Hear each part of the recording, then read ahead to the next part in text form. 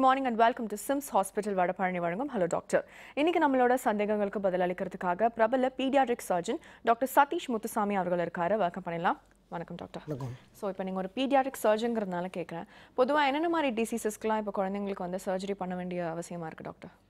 பெரும்பாலும் நம்ம சில்ட்ரன் எடுத்துக்கிட்டோம்னா நம்ம வந்து குழந்தைங்களுக்கு வர டிசீஸ் வந்து அடல்ட்ஸ்க்கு வர மாதிரியே வந்து எல்லா காமன் டிசீஸஸும் வரும். பட் சில்ட்ரனில் வந்து பெரும்பாலும் வர கண்டிஷன்ஸ் வந்து பீடியாட்ரிக் சர்ஜன்ஸ் ஆப்ரேட் பண்ணுறது வந்துட்டு கன்ஜெனிட்டல் அனாமலிஸ், அதாவது குழந்தைகள் பிறக்கும் போதே வந்து பர்த் டிஃபெக்ட்ஸோட வர ப்ராப்ளம்ஸ்க்கு தான் வந்து பீடியாட்ரிக் சர்ஜன்ஸ் பெரும்பாலும் ஆப்ரேட் பண்ணுறோம். பீடியாட்ரிக் சர்ஜரியில் என்ன யூனிக் ஸ்பெஷாலிட்டி அப்படின்னு கேட்டிங்கன்னா என்னென்னா, இப்போ நீங்கள் வந்து பார்த்தீங்கன்னா சர்ஜிக்கல் ஸ்பெஷாலிட்டிஸ் மற்றவங்களாம் எடுத்துக்கிட்டோம்னா நியூரோ சர்ஜன்ஸ் வந்து பிரெயினில் இருக்கிற சர்ஜரிஸ் பண்ணுறாங்க. Castro intestinal surgeons, GI surgeons வந்து குடல் மற்றும் லிவர் இந்த மாதிரி இருக்கிற சர்ஜரிஸ் பண்ணுறாங்க.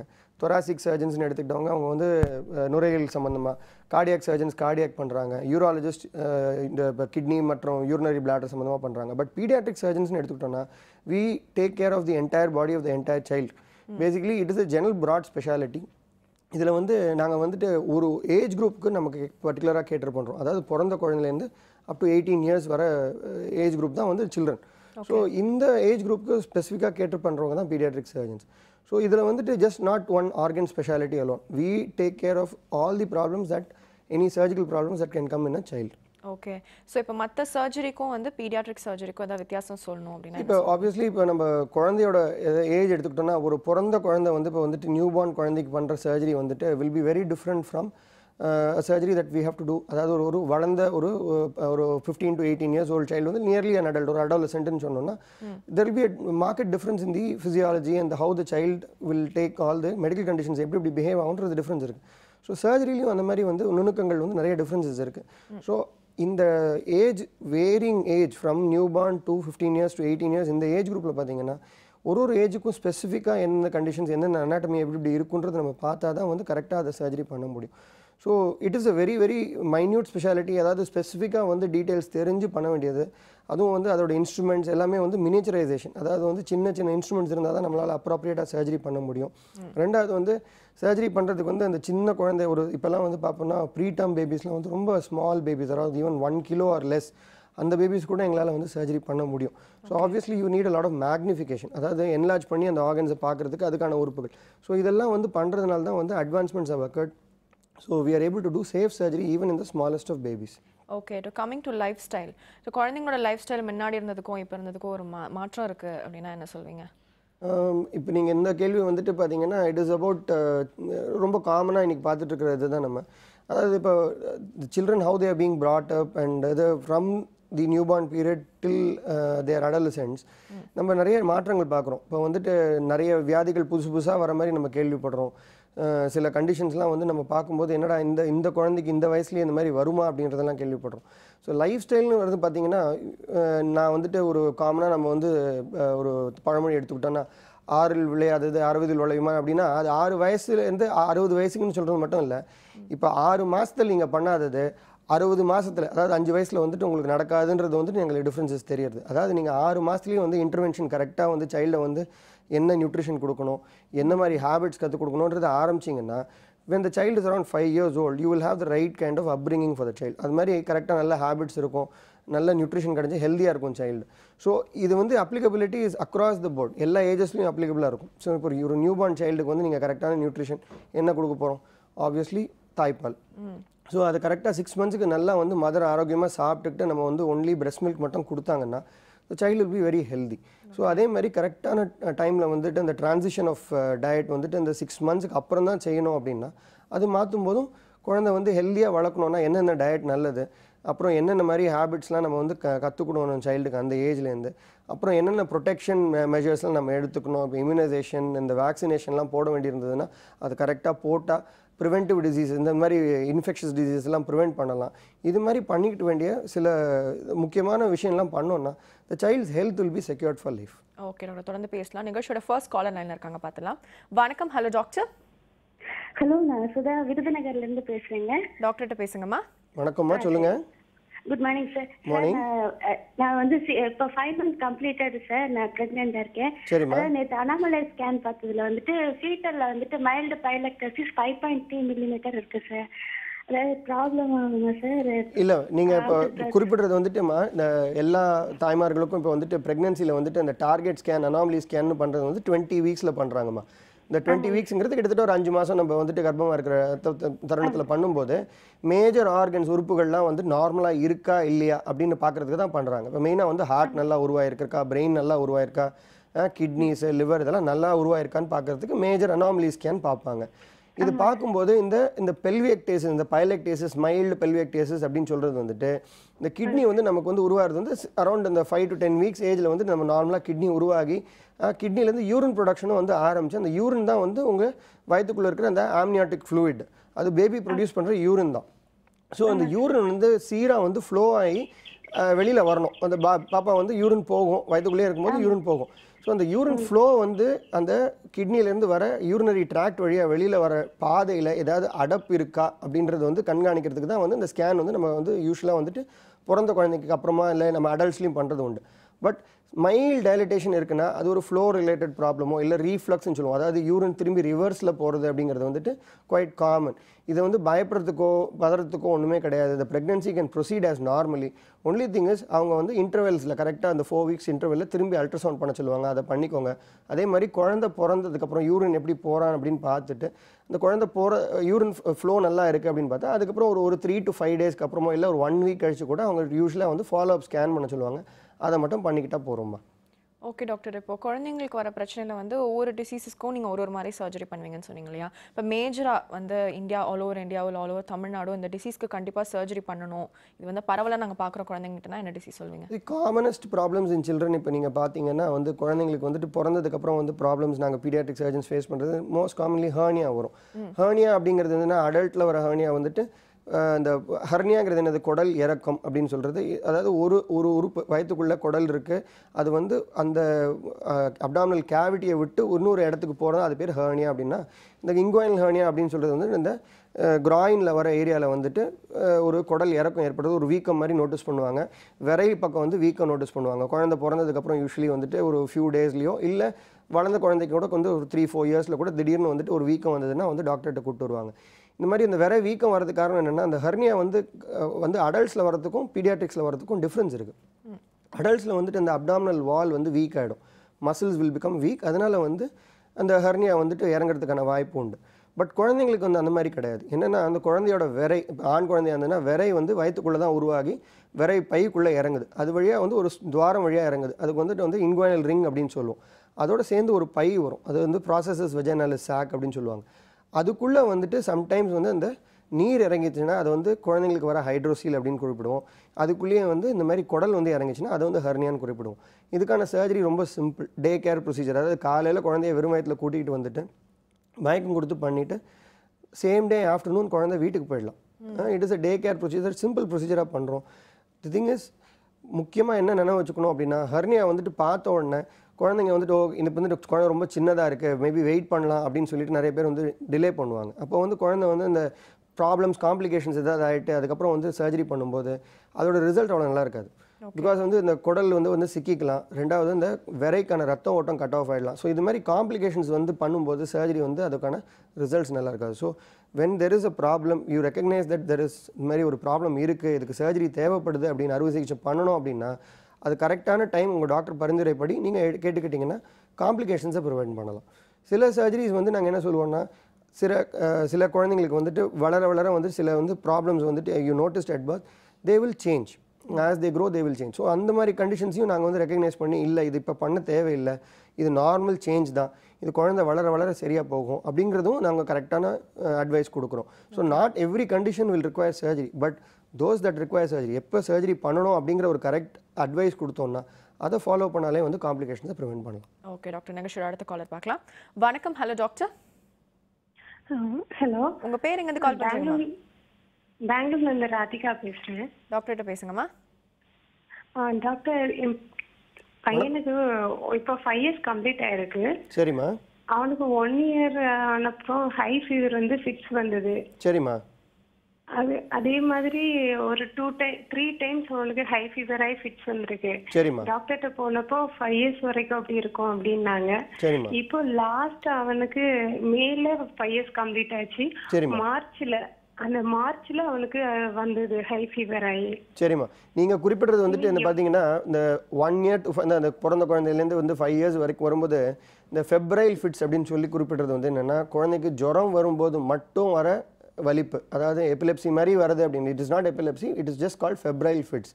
இந்த ஃபெப்ரைல் ஃபிட்ஸுக்கான காரணம் வந்து இந்த சைல்டு சம்டைம்ஸ் உங்கள் ஃபேமிலிலையும் இருக்கலாம், சில பேருக்கு வந்திருக்கலாம்.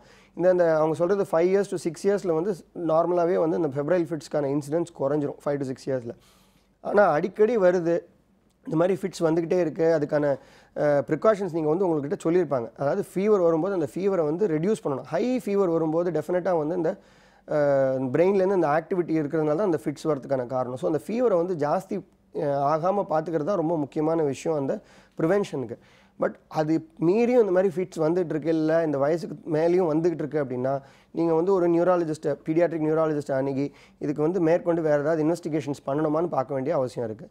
ரெண்டாவது, இந்த ஃபீவர் ஏன் வந்து ஹை ஃபீவர் அடிக்கடி வருதுன்றது நீங்கள் இன்வெஸ்டிகேட் பண்ணணும். நீங்கள் ஃபிட்ஸை மட்டும் பார்த்துட்டு ஃபீவரை மறந்துட்டோம் அப்படின்னா எதனால் வந்து குழந்தைக்கு திரும்பி ஃபீவர் வருதுன்னு பார்த்தீங்கன்னா சம்டைம்ஸ் யூரினரி இன்ஃபெக்ஷன்ஸ் இருக்கலாம், இல்லை ஒரு ஹிடன் இன்ஃபெக்ஷனால் வந்துட்டு இருக்கலாம். ஸோ அடிக்கடி ஃபீவர் வரதுக்கான காரணத்தையும் இன்வெஸ்டிகேட் பண்ணணும். யூஸ்வலாக அவங்க பீடியாட்ரிஷியன் இதுக்கான கரெக்ட் பரிந்துரை அளிப்பாங்க, அவங்கக்கிட்ட கன்சல்ட் பண்ணுங்கள். If the fits is persisting beyond an age, அப்போ இன்வெஸ்டிகேட் பண்ண வேண்டிய அவசியம் இருக்குமா? ஓகே டாக்டர், அடுத்த காலர் பார்க்கலாம். வணக்கம். Hello doctor. ஹலோ, உங்கள் பேர் எங்கேருந்து கால் பண்ணி? மணிமேகலைங்க, மேட்டுப்பாளையத்துலேருந்து பேசுகிறேங்க. டாக்டர்கிட்ட பேசுங்கம்மா. ஓகே. வணக்கம்மா, சொல்லுங்கள். Hello sir. சார், என் குழந்தைக்கு 4 வயசு ஆச்சுங்க சார். ஃபர்ஸ்ட் 1 yearலயே வந்து ஃபீவர் வந்து ஃபிக்ஸ் வந்திருக்கு ஒரு டைம். அதுக்கப்புறம் ஃபிக்ஸ் வராத மாதிரி பார்த்துட்டு இருக்கேன். ஆனா இப்போ வந்து இந்த 2 months 3 months தொடர்ந்து ஃபீவர் வந்துட்டே இருக்கு. வீக்லி ஒன்ஸ் கண்டிப்பா ஃபீவர் வந்துருது. சரிம்மா. திடீர்னு பாத்தீங்கன்னா நெஞ்சு தண்ணி நிறைய இருக்கு, டிபி இதான மாதிரி இருக்குன்னு டாக்டர் பிளட் டெஸ்ட்ல எடுத்து சொன்னாங்க. இந்த நெயில் பாத்தீங்கன்னா கால்லயும் கையிலயும் நகம் வந்து அப்படியே பிளாக் கலர்ல மாதிரி தனியா கழுந்து விழுந்துருது. உள்ளங்கையில எல்லாம் பாத்தீங்கன்னா ரெட்டா இருக்கு. அலர்ஜியா இல்ல கிருமின்னு சொல்றாங்க, பிளாக் கலர்ல நெயில் வந்து கட்டாயி விடுகிறதுனால அது வளர்ந்துருமா? இதனால எனக்கு ஏதாவது ப்ராப்ளமா? இல்லைம்மா, நீங்கள் குறிப்பிட்ற சிம்டம்ஸ் வந்துட்டு நீங்கள் பார்த்தீங்கன்னா நெயிலில் சேஞ்சஸ் இருக்குது, ஸ்கின்லேயும் சேஞ்சஸ் இருக்குது அப்படின்னா டெஃபினட்டாக நீங்கள் வந்துட்டு உங்கள் பீடியாட்ரிஷியன் யார் வந்து பார்த்துட்டு இருக்காரோ வந்து அவங்க இன்வெஸ்டிகேட் பண்ணியிருக்காங்கன்னு சொல்கிறீங்க. மற்றபடி அடிக்கடி இப்போ இந்த லாஸ்ட் 1 month டெய்லி கிட்டத்தட்ட வந்து வாரத்துக்கு ஒரு வாட்டி ஃபீவர் வந்துக்கிட்டே இருக்குது அப்படிங்கிறீங்க. இது இன்வெஸ்டிகேட் பண்ண வேண்டிய அவசியம் இருக்குது. நீங்கள் வந்துட்டு பார்த்தீங்கன்னா இப்போ குழந்தைக்கு காமனாக வர இன்ஃபெக்ஷன்ஸ்னாலையும் வந்து அடிக்கடி ஃபீவர் வரலாம். இந்த சீசனில் வந்து நிறையா வைரல் ஃபீவர் இருக்குது. இப்போ டெங்கு காய்ச்சலை பற்றி நிறைய வந்து நம்ம கேள்விப்படுறோம். அதே மாதிரி எனி இன்ஃபெக்ஷன் வந்துட்டு வரனாலையும் வந்துட்டு ஃபீவர் வரலாம். நீங்கள் ஏற்கனவே வந்த ஃபீவர் வந்து ஃபிட்ஸ் வந்ததை நீங்கள் நல்லா ப்ரொடெக்ட் பண்ணிட்டு இருக்கேன்னு சொல்லிட்டு இருக்கீங்க, அது கரெக்டான பரிந்துரை உங்களுக்கு அளிச்சிருக்காங்க. அதே மாதிரி உங்கள் பீடியாட்ரிஷியன் என்ன வந்து உங்களுக்கு என்ன அட்வைஸ் பண்ணுறாங்களோ அதை ஃபாலோ பண்ணுங்கள். என்னென்ன இன்வெஸ்டிகேஷன்ஸ் பண்ணி அவங்க என்ன டெஸ்ட் பிடிச்சி என்ன கண்டுபிடிச்சிருக்காங்க, இந்த மாதிரி இன்ஃபெக்ஷன்ஸ் இருக்குது, இப்போ டிபின்னு சொல்கிறீங்க நீங்கள் திடீர்னு, இப்போ ஸோ வந்து எந்த டெஸ்ட்டில் அவங்களுக்கு டிபி அப்படின்னு சொல்லியிருக்காங்கன்னு பார்த்து வந்திருக்கோம். அந்த பாசிட்டிவ் டெஸ்ட்டை வந்து பார்த்துட்டு அதுக்கான மருந்து கரெக்டாக எடுத்துக்கணும். இப்போ டிபி அப்படின்னா 6 months அவங்க வந்து தெரப்பி கொடுக்கணும் அப்படின்னு சொன்னாங்கன்னா அதை கொடுக்க வேண்டிய அவசியம் இருக்கும். ஸோ உங்கள் pediatrician is the best judge. அவர் தான் கிளினிக்கலாக குழந்தைய எக்ஸாமின் பண்ணி இந்த குழந்தைங்களுக்கு இந்த சிம்டம்ஸ் இருக்குன்னு கணிச்சிருக்காருன்னா அதை ட்ரீட் பண்ண வேண்டிய அவசியம் இருக்குமா? ஓகே டாக்டர், அடுத்த காலர் பார்க்கலாம். வணக்கம். Hello doctor. ஹலோ, உங்கள் பேர் எங்கேருந்து கால் பண்ணுறீங்கம்மா? ஹலோ வணக்கம், சொல்லுங்கம்மா. உங்கள் பேர் எங்கேருந்து கால் பண்ணுறீங்க? என் பேர் சுசீலா மேடம். டாக்டர்கிட்ட பேசுங்கம்மா. சரிங்க மேடம். வணக்கம்மா, சொல்லுங்கள். வணக்கம் சார். சொல்லுங்கம்மா. சார், எங்கள் பையனுக்கு 12 வயசு ஆகுது சார். சரிம்மா. குழந்தையிலே வந்து ஒரு யூரின் போகிற இடத்துல 2 விதை இருக்கும்ல சார். ஆமாம்மா. அதில் வந்துட்டு ஒன்று நல்லா வளரல சொல்லிட்டு அது இது பண்ணி எடுத்துட்டாங்க சார், ஆப்ரேஷன் பண்ணி ஸ்டான்லியில். சரிம்மா. அதுக்கப்புறம் வந்துட்டு அந்த ஒன்றுக்கு போகிற இடம் ஸ்பீடாக வரலன்னு அதையும் கொஞ்சம் சர்ஜரி மாதிரி தோல் இது பண்ணி விட்டாங்க சார். சரிம்மா. எல்லாமே பண்ணியாச்சு. ஆனால் நைட் ஆனால் அவன் டெய்லி ஒன் பாத்ரூம் போகிறான் சார். சரிம்மா. 2 விஷயம்மா. அதாவது நீங்கள் வந்து குறிப்பிட்ட வந்து ஒரு விஷயம் வந்துட்டு ஒரு விதை இறங்கலை, இன்னொரு விதை வந்து சரியாக உருவாகலை அப்படின்னு சொன்னீங்க. இப்போ ஒரு விதை இருக்குது அப்படின்னா அதை பற்றி கவலைப்பட வேண்டாம். ஒரு விதை வந்து போகிறோம் அந்த குழந்தையோட நார்மல் லைஃப்ஸுக்கும் வந்து அவன் வளர்ச்சிக்கும் சரி, பிற்காலத்தில் அவன் வந்து ஃப்யூச்சர்லேயும் அது வந்து கரெக்டான வேலையை செய்யும். ரெண்டாவது, அந்த யூரின் தோலை நீங்கள் வந்து நீக்கி விட்டாங்க, கொஞ்சம் ஓப்பன் பண்ணி விட்டாங்க யூரின் ஃப்ரீயாக போகிறதுக்குன்னு சொன்னீங்க. அதுவும் வந்து பெரும்பாலும் அந்த குழந்தைங்களுக்கு அந்த வந்து இந்த முன் தோல், அந்த குழந்தைக்கான அந்த ஆண்குறியில் இருக்கிற முன் தோல் ஒட்டிக்கிட்டு இருக்கும், அதை ரிலீஸ் பண்ணி விடுறதும் குவைட் நார்மல் தான். இப்போ சொல்கிறது நீங்கள் வந்து குறிப்பிட்றது என்னென்னா 12 வயசில் இப்போ வந்து அவன் டெய்லி நைட்டு படுக்கும்போது தன்னை அறியாமல் நைட்டில் வந்து யூரின் போயிடுறான் அப்படின்னு சொல்கிறதுக்கான காரணங்கள் 2 விஷயமா இருக்கலாமா. ஒன்று வந்து பகலில் வந்து யூரினை ரொம்ப கண்ட்ரோல் பண்ணுற ஹேபிட்டு. வந்து டிவி பார்த்துக்கிட்டோ இல்லை டிஸ்ட்ராக்ஷன்ஸ் மற்ற ஏதாவது வந்து டிவிலையோ இல்லை கேம்ஸ்லையோ இருந்துக்கிட்டு பார்த்துக்கிட்டு யூரினை வந்து அடக்கி வச்சுக்கிற பழக்கம் வரும். ரெண்டாவது அதே மாதிரி ஸ்கூலுக்கு போகிற குழந்தைங்க வந்து ஸ்கூலில் வந்து பாத்ரூமும் யூஸ் பண்ண மாட்டாங்க, அடக்கி வச்சுக்கிட்டு இருப்பாங்க. நார்மலாக நம்ம பிளாடரை வந்து அட்லீஸ்ட் ஒரு 2 to 3 ஹவர்ஸ்க்கு ஒரு தடவை எம்டி பண்ணணும். அது பெரியவங்களாக இருந்தாலும் சரி குழந்தைங்களா இருந்தாலும் சரி. அவன் 12 வயசுக்கான கெப்பாசிட்டி பிளாடர் கெப்பாசிட்டி இருக்கிறதுக்கு வந்து அவன் வந்து அட்லீஸ்ட் 2 to 3 ஹவர்ஸ்க்கு ஒரு தடவை பிளாடரை எம்டி பண்ணணும். அது பண்ணாமல் பகலில் நிறையா பிடிச்சி வச்சுட்டு இருந்தானா நைட்டில் தூக்கத்தில் இந்த மாதிரி ரிலீஸ் ஆகி யூரின் ஃப்ரீயாக வந்து அவனுக்கு தெரியாமல் போயிடுவான். ரெண்டாவது விஷயம் என்னென்னா மலச்சிக்கல்மா. பெரும்பாலான குழந்தைங்களுக்கு இன்றைக்கி வந்து இருக்கிறது வந்து மலச்சிக்கல். அதாவது குழந்தை வந்து சரியாக மோஷன் போகிறது கிடையாது. காலையில் ஒரு எழுந்திரிச்ச உடனே போய் உட்காந்து மோஷன் ஃபுல்லாக போகணும் அப்படின்ற ஒரு பழக்கமே நிறைய குழந்தைங்களுக்கு இல்லை இன்றைக்கி. ஸோ மோஷன் இருக்கிறதுனால என்ன ஆகும்னா அது வந்து பிளாடர் இரிட்டேட் பண்ணிக்கிட்டே இருக்கும். ஸோ சரியாக மலம் கழிக்கலை அப்படின்னாலே மோஷனால் வந்து இந்த ப்ராப்ளம்னால வந்து பிளாடர் இரிட்டேட் ஆகி நைட் வந்து அவனுக்கு அறியாமல் யூரின் போகிறதுக்கான வாய்ப்பு இருக்குது. நீங்கள் வந்து குழந்தைங்கள் நல மருத்துவம் நீங்கள் வந்து உங்கள் பீடியாட்ரிஷியனோ இல்லை ஒரு பீடியாட்ரிக் சர்ஜன் அணுகினீங்கன்னா இதுக்கான வைத்தியம் ரொம்ப சிம்பிள். ஃபஸ்ட்டு அவனோட யூரின் ஹேபிட்டை மாற்றணும். டெய்லி நல்லா காலையில் பகல் டைமில் முழிச்சிட்டு இருக்கிற டைமில் நல்லா ஃப்ரீயாக அவனை யூரின் போகிறதுக்கு கம்பல்சரியாக 2 to 3 ஹவர்ஸ்க்கு அனுப்பணும். ரெண்டாவது யூரினை அடக்கிற பழக்கத்தை கம்ப்ளீட்டாக கண்ட்ரோல் பண்ணி மாற்றணும். மூணாவது பகல் டைமில் நல்லா தண்ணி குடிக்கணும். ஈவினிங் வந்து 6 o'clock மேலே வந்து பார்த்திங்கன்னா கொஞ்சம் தண்ணியோட இன்டேக்கு இல்லை ஃப்ளூயிட்ஸோட இன்டேக்கை கம்மி பண்ணணும். இதெல்லாம் பண்ணாலே வந்து யூரின் லீக்குன்னு நின்றுடுமா. ஓகே டாக்டர், அடுத்த காலர் பார்க்கலாம். வணக்கம். Hello doctor. ஹலோ, நான் சோனிகா தூத்துக்குடியில இருந்து பேசுறேன். டாக்டர்கிட்ட பேசுங்கம்மா.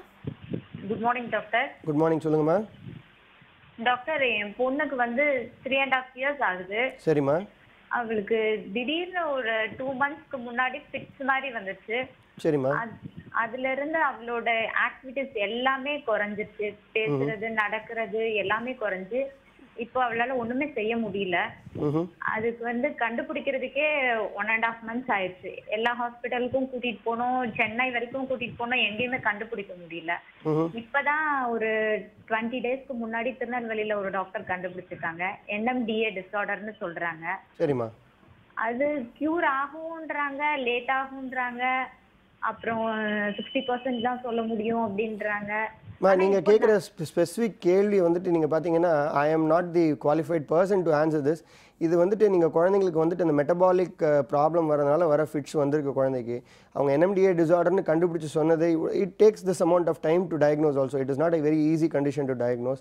அவங்க கண்டுபிடிச்சி இவ்வளோ பண்ணதே வந்து ஒரு பெரிய விஷயம் தான். நம்ம ஊரில் வந்துட்டு அதுவும் ரிமோட் பிளேஸ் வந்து கண்டுபிடிச்சி கரெக்டாக பண்ணியிருக்காங்க. அவங்களோட பரிந்துரை எடுத்துக்கோங்க. நியூராலஜிஸ்ட்டும் அவங்க இவங்களும் வந்துட்டு அவங்க பீடியாட்ரிஷனும் பார்த்து என்ன அட்வைஸ் பண்ணுறாங்களோ அதை ஃபாலோ பண்ணுங்கள். Because I am not a qualified expert on this matter. நீங்கள் உங்கள் அட்வைஸ் வந்து என்ன சொல்லியிருக்காங்களோ உங்கள் நியூராலஜிஸ்ட்டும் உங்கள் பீடியாட்ரிஷனும் அதை ஃபாலோ பண்ணுறது தான் ரைட்டு. ஓகே டாக்டர், அடுத்த காலர் பார்க்கலாம். வணக்கம். Hello doctor. ஹலோ, உங்கள் பேர் எங்கேருந்து கால் பண்ணுறீங்கம்மா? நான் வந்து சென்னையிலேருந்து கால் பண்ணுறேன் மேடம். உங்கள் பேருமா? கவிதா மேடம். டாக்டர்கிட்ட பேசுங்கம்மா. ஹலோ, குட் மார்னிங்மா, சொல்லுங்கள்.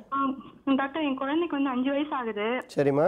அவ பிறந்ததுலேருந்தே வந்து பார்த்தீங்கன்னா 3 மாசத்துலேருந்தே அந்த பாத்ரூம் போகிற இடத்துல வந்து ஒரு பொடி பொடியாக வந்துச்சு. அது வந்து நாளடைவில் அப்படியே பட்டையா மாறி அப்படியே ஒரு மாதிரி ஒரு தழும்பு மாதிரி பட்டையா மாறிச்சு சார். அது வந்து இப்போ பாத்ரூம் போய் ரொம்ப கஷ்டப்படுறா. பாத்ரூம் போற நேரம்லாம் அந்த இடத்துல வந்து சொரிஞ்சுக்கிட்டே இருக்கிறா சார். அது எதனால சார்? இப்போ பொன் குழந்தை வந்துட்டு இப்போ வயசு வந்து 3 வயசுன்றீங்களாம்மா? 5 வயசு சார். 5 வயசு. ஓகே. இது 3 மாதத்துலேருந்து இந்த மாதிரி ரேஷஸ் வந்துருக்கு அப்படின்னா யூஸ்வலியாக வந்து இந்த டயப்பர் போடுற ரேஷஸ் வரலாம். இல்லை அந்த பாத்ரூம் போகிற ஏரியா யூரின் போகிற ஏரியாவில் வந்துட்டு அந்த டயப்பர் ரேஷஸ் மொத்தம் அந்த மோஷனை வந்து நம்ம வந்துட்டு எப்படி வந்து நம்ம வந்து அந்த க்ளீன் பண்ணுறோன்றதை பொறுத்து இருக்குது. பெரும்பாலும் இன்றைக்கி வந்து நிறைய பேர் வந்து இந்த வைப்ஸ் நிறைய ஆல்கஹால் பேஸ்ட் வைப்ஸ் யூஸ் பண்ணுறாங்க. சில பேர் வந்துட்டு ஜஸ்ட் அதை வந்து தேய்ச்சி விட்டால் போகிறோம் அப்படின்னு நினைக்கிறாங்க. நம்ம கிளைமேட்டுக்கும் நம்ம இருக்கிற எந்த கண்டிஷன்ஸுக்கும் வந்துட்டு ஆக்சுவலி வாட்டரை வச்சு நல்லா வாஷ் பண்ணி விட்டுட்டு அந்த இடத்த நல்லா ஒத்தி வச்சாலே வந்து நல்லா அந்த ஸ்கின் நல்லா வந்து சாஃப்டாக இருக்கும். இந்த போக போக இந்த மாதிரி ரேஷஸ் வந்து நிறையா வந்து இதானது டெர்மடைட்டிஸ் அப்படின்னு சொல்லி அந்த ஸ்கின்ல இன்ஃப்ளமேஷன் சேஞ்சஸ் வந்திருக்கு அப்படின்னா ஒரு ஸ்கின் ஸ்பெஷலிஸ்ட் பார்த்து அது எதனால் அந்த மாதிரி சேஞ்சஸ் இருக்குன்னு பார்க்க வேண்டிய அவசியம் இருக்குமா. ஸோ நீங்கள் வந்து ஒரு பீடியாட்ரிக் டெர்மட்டாலஜிஸ்ட்டை கன்சல்ட் பண்ணுங்கள். ஏன்னா இந்த மாதிரி ஒரு 5 yearsல அடிக்கடி இந்த மாதிரி அரிப்பு வந்துட்டு இருக்கு அப்படின்னா காமனஸ்ட் காசஸ் வந்து இந்த மாதிரி ரேஷஸ் வரதுக்கான காரணம் அலர்ஜிஸ்னாலையும் இருக்கலாம். இல்லை சம்டைம்ஸ் வந்து பின்வார்ம்ஸ், அதாவது குழந்தைங்களுக்கு வந்து வயிற்றில் நாக்குப்பூச்சி இருந்தாலும் அதை வந்து அப்போ பார்த்தாலும் வந்து அந்த பாத்ரூம் போகிற இடத்த வந்து இச் பண்ணிக்கிட்டே இருக்கலாம். ஸோ நீங்கள் ஒரு பீடியாட்ரிஷனை பார்த்து கரெக்டான வந்து அறிகுறி வந்து நீங்கள் எடுத்துக்கிட்டிங்கனாலே வந்து you will be able to solve the problem. Okay doctor, பொதுவாக குழந்தைங்களுக்கு என்னென்ன மாதிரி டிசீசஸ் வரும், அதுக்கு எப்படி ப்ரிவென்ட் பண்ணலாம் அப்படின்றத ஒரு சின்ன பிரேக் அப்புறமா பார்க்கலாம். ஒரு சிறிய இடைவெளி பிறகு சந்திப்போம். இது சிம்ஸ் ஹாஸ்பிட்டல் வடபழனி வழங்கும் ஹலோ டாக்டர்.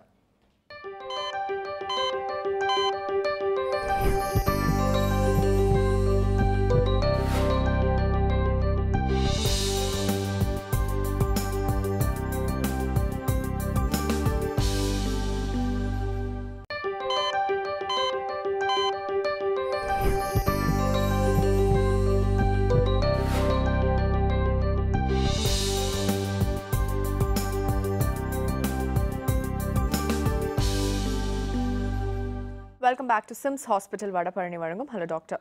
ஸோ டாக்டர், இப்போ பொதுவாக குழந்தைங்களுக்கு என்னென்ன மாதிரி டிசீசஸ் வரும்னு சொன்னீங்க இல்லையா? ஸோ இதை எப்படி ப்ரிவென்ட் பண்ணலாம்னு சொல்லுங்கள் doctor. Preventive aspect of paediatrics வந்துட்டு ரொம்ப முக்கியமான ஒரு இது.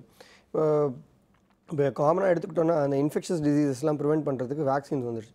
ஸோ பெரும்பாலான அந்த கொடிய நோய்கள், அதாவது 6 மேஜர் கில்லர்ஸ் அப்படின்னு எடுத்துக்கிட்டோம்னா நம்ம வந்து இந்தியாவில் இருந்தது வந்துட்டு இப்போ smallpox was eliminated long back. Polio கூட நம்ம வந்து ஒழிச்சிட்டோம். டிஃப்தீரியா, வூப்பிங் காஃப், பெர்டூசிஸ், அப்புறம் டெட்டனஸ், இதுக்கு வேக்சின்ஸ் இருக்குது. அது தவிர வந்து மீசில்ஸ், மம்ஸ், இந்த தட்டம்மை அண்ட் புட்டாலம்மைன்னு சொல்கிறது, அப்புறம் ருபெல்லா, இதெல்லாம் வந்துட்டு அகெயின் இதுக்கெல்லாம் வந்து வேக்சின்ஸ் இருக்குது. இதெல்லாம் வந்துட்டு கவர்மெண்ட்லேயே வந்து கம்பல்சரியாக போட்டு வந்து ப்ரிவென்டிவ் ஆஸ்பெக்ட்ஸை நல்லா அவங்க பார்த்துக்கிட்டு இருக்காங்க. இதை தவிர காமனாக இப்போ வந்து டயரியா வந்துக்கான காரணம் ரோட்டா வைரஸ் அப்படின்னு ஒரு வைரஸ் இருக்குது. அதனால வந்து இதுக்காக அதுக்கும் வந்து வேக்சின் இருக்குது. இப்போ டைஃபாய்டு, அதை தவிர வந்துட்டு சிக்கன் பாக்ஸ், அப்புறம் வந்து மெயினாக வந்துட்டு இப்போ பார்த்தீங்கன்னா ஹெப்படைட்டிஸ் பி, அது வந்து இப்போ கம்பல்சரியாக வந்து வந்தாச்சு எல்லாத்துலேயுமே. அதே மாதிரி ஹெப்படைட்டிஸ் ஏ, அதாவது இந்த மஞ்சக்காமாலை, இந்த தண்ணியிலேருந்து பரவுற மஞ்சக்காமாலைக்கும் வந்து வேக்சின் இருக்குது. அதே மாதிரி இன்ஃப்ளூயன்ஸா, இந்த காமனாக வந்து ஃப்ளூ, அதெல்லாம் வரதுக்கெல்லாம் வந்து வேக்சின்ஸ் வந்துருக்கு. ஸோ நியூ ஜென்ரேஷன் வேக்சின்ஸ் நிறைய வர வந்து காமனாக வர இந்த இன்ஃபெக்ஷன்ஸை வந்து நம்மளால் ப்ரிவென்ட் பண்ண முடியும். சில பேர் என்ன நினைக்கிறாங்க, வேக்சின்ஸ் வரதுனால வந்து இப்போ நிறைய கம்யூனிட்டிஸில் இந்த பிலீஃப் இருக்குது, வேக்சின்ஸ் வந்து நம்ம கொடுக்க வேண்டாம், நேச்சுரலாகவே இம்யூனிட்டி வரும் அப்படின்ட்டு. பட் அதனால வந்து ப்ராப்ளம்ஸ் என்ன ஆகுனா, சில குழந்தைங்களுக்கு இப்போ வந்து வேக்சின் கிடைக்காம அவங்க வந்துட்டு அந்த குழந்தை வளர்ந்தது அப்படின்னா பிற்காலத்தில் வந்துட்டு it is not just that child who is prone to infection, it is entire community also at large. அதாவது நீங்கள் வந்து இம்யூனைசேஷன் கொடுக்கல அப்படின்னா நீங்கள் வந்து உங்கள் குழந்தைங்களுக்கு மட்டும் ஒரு டிஸ்சர்விஸ் பண்ணலை, அதை தவிர ஹோல் கம்யூனிட்டி, அதாவது ஆஸ் எ நேஷன் கூட வந்து நீங்கள் வந்து டிஸ்சர்விஸ் பண்ணுறீங்க.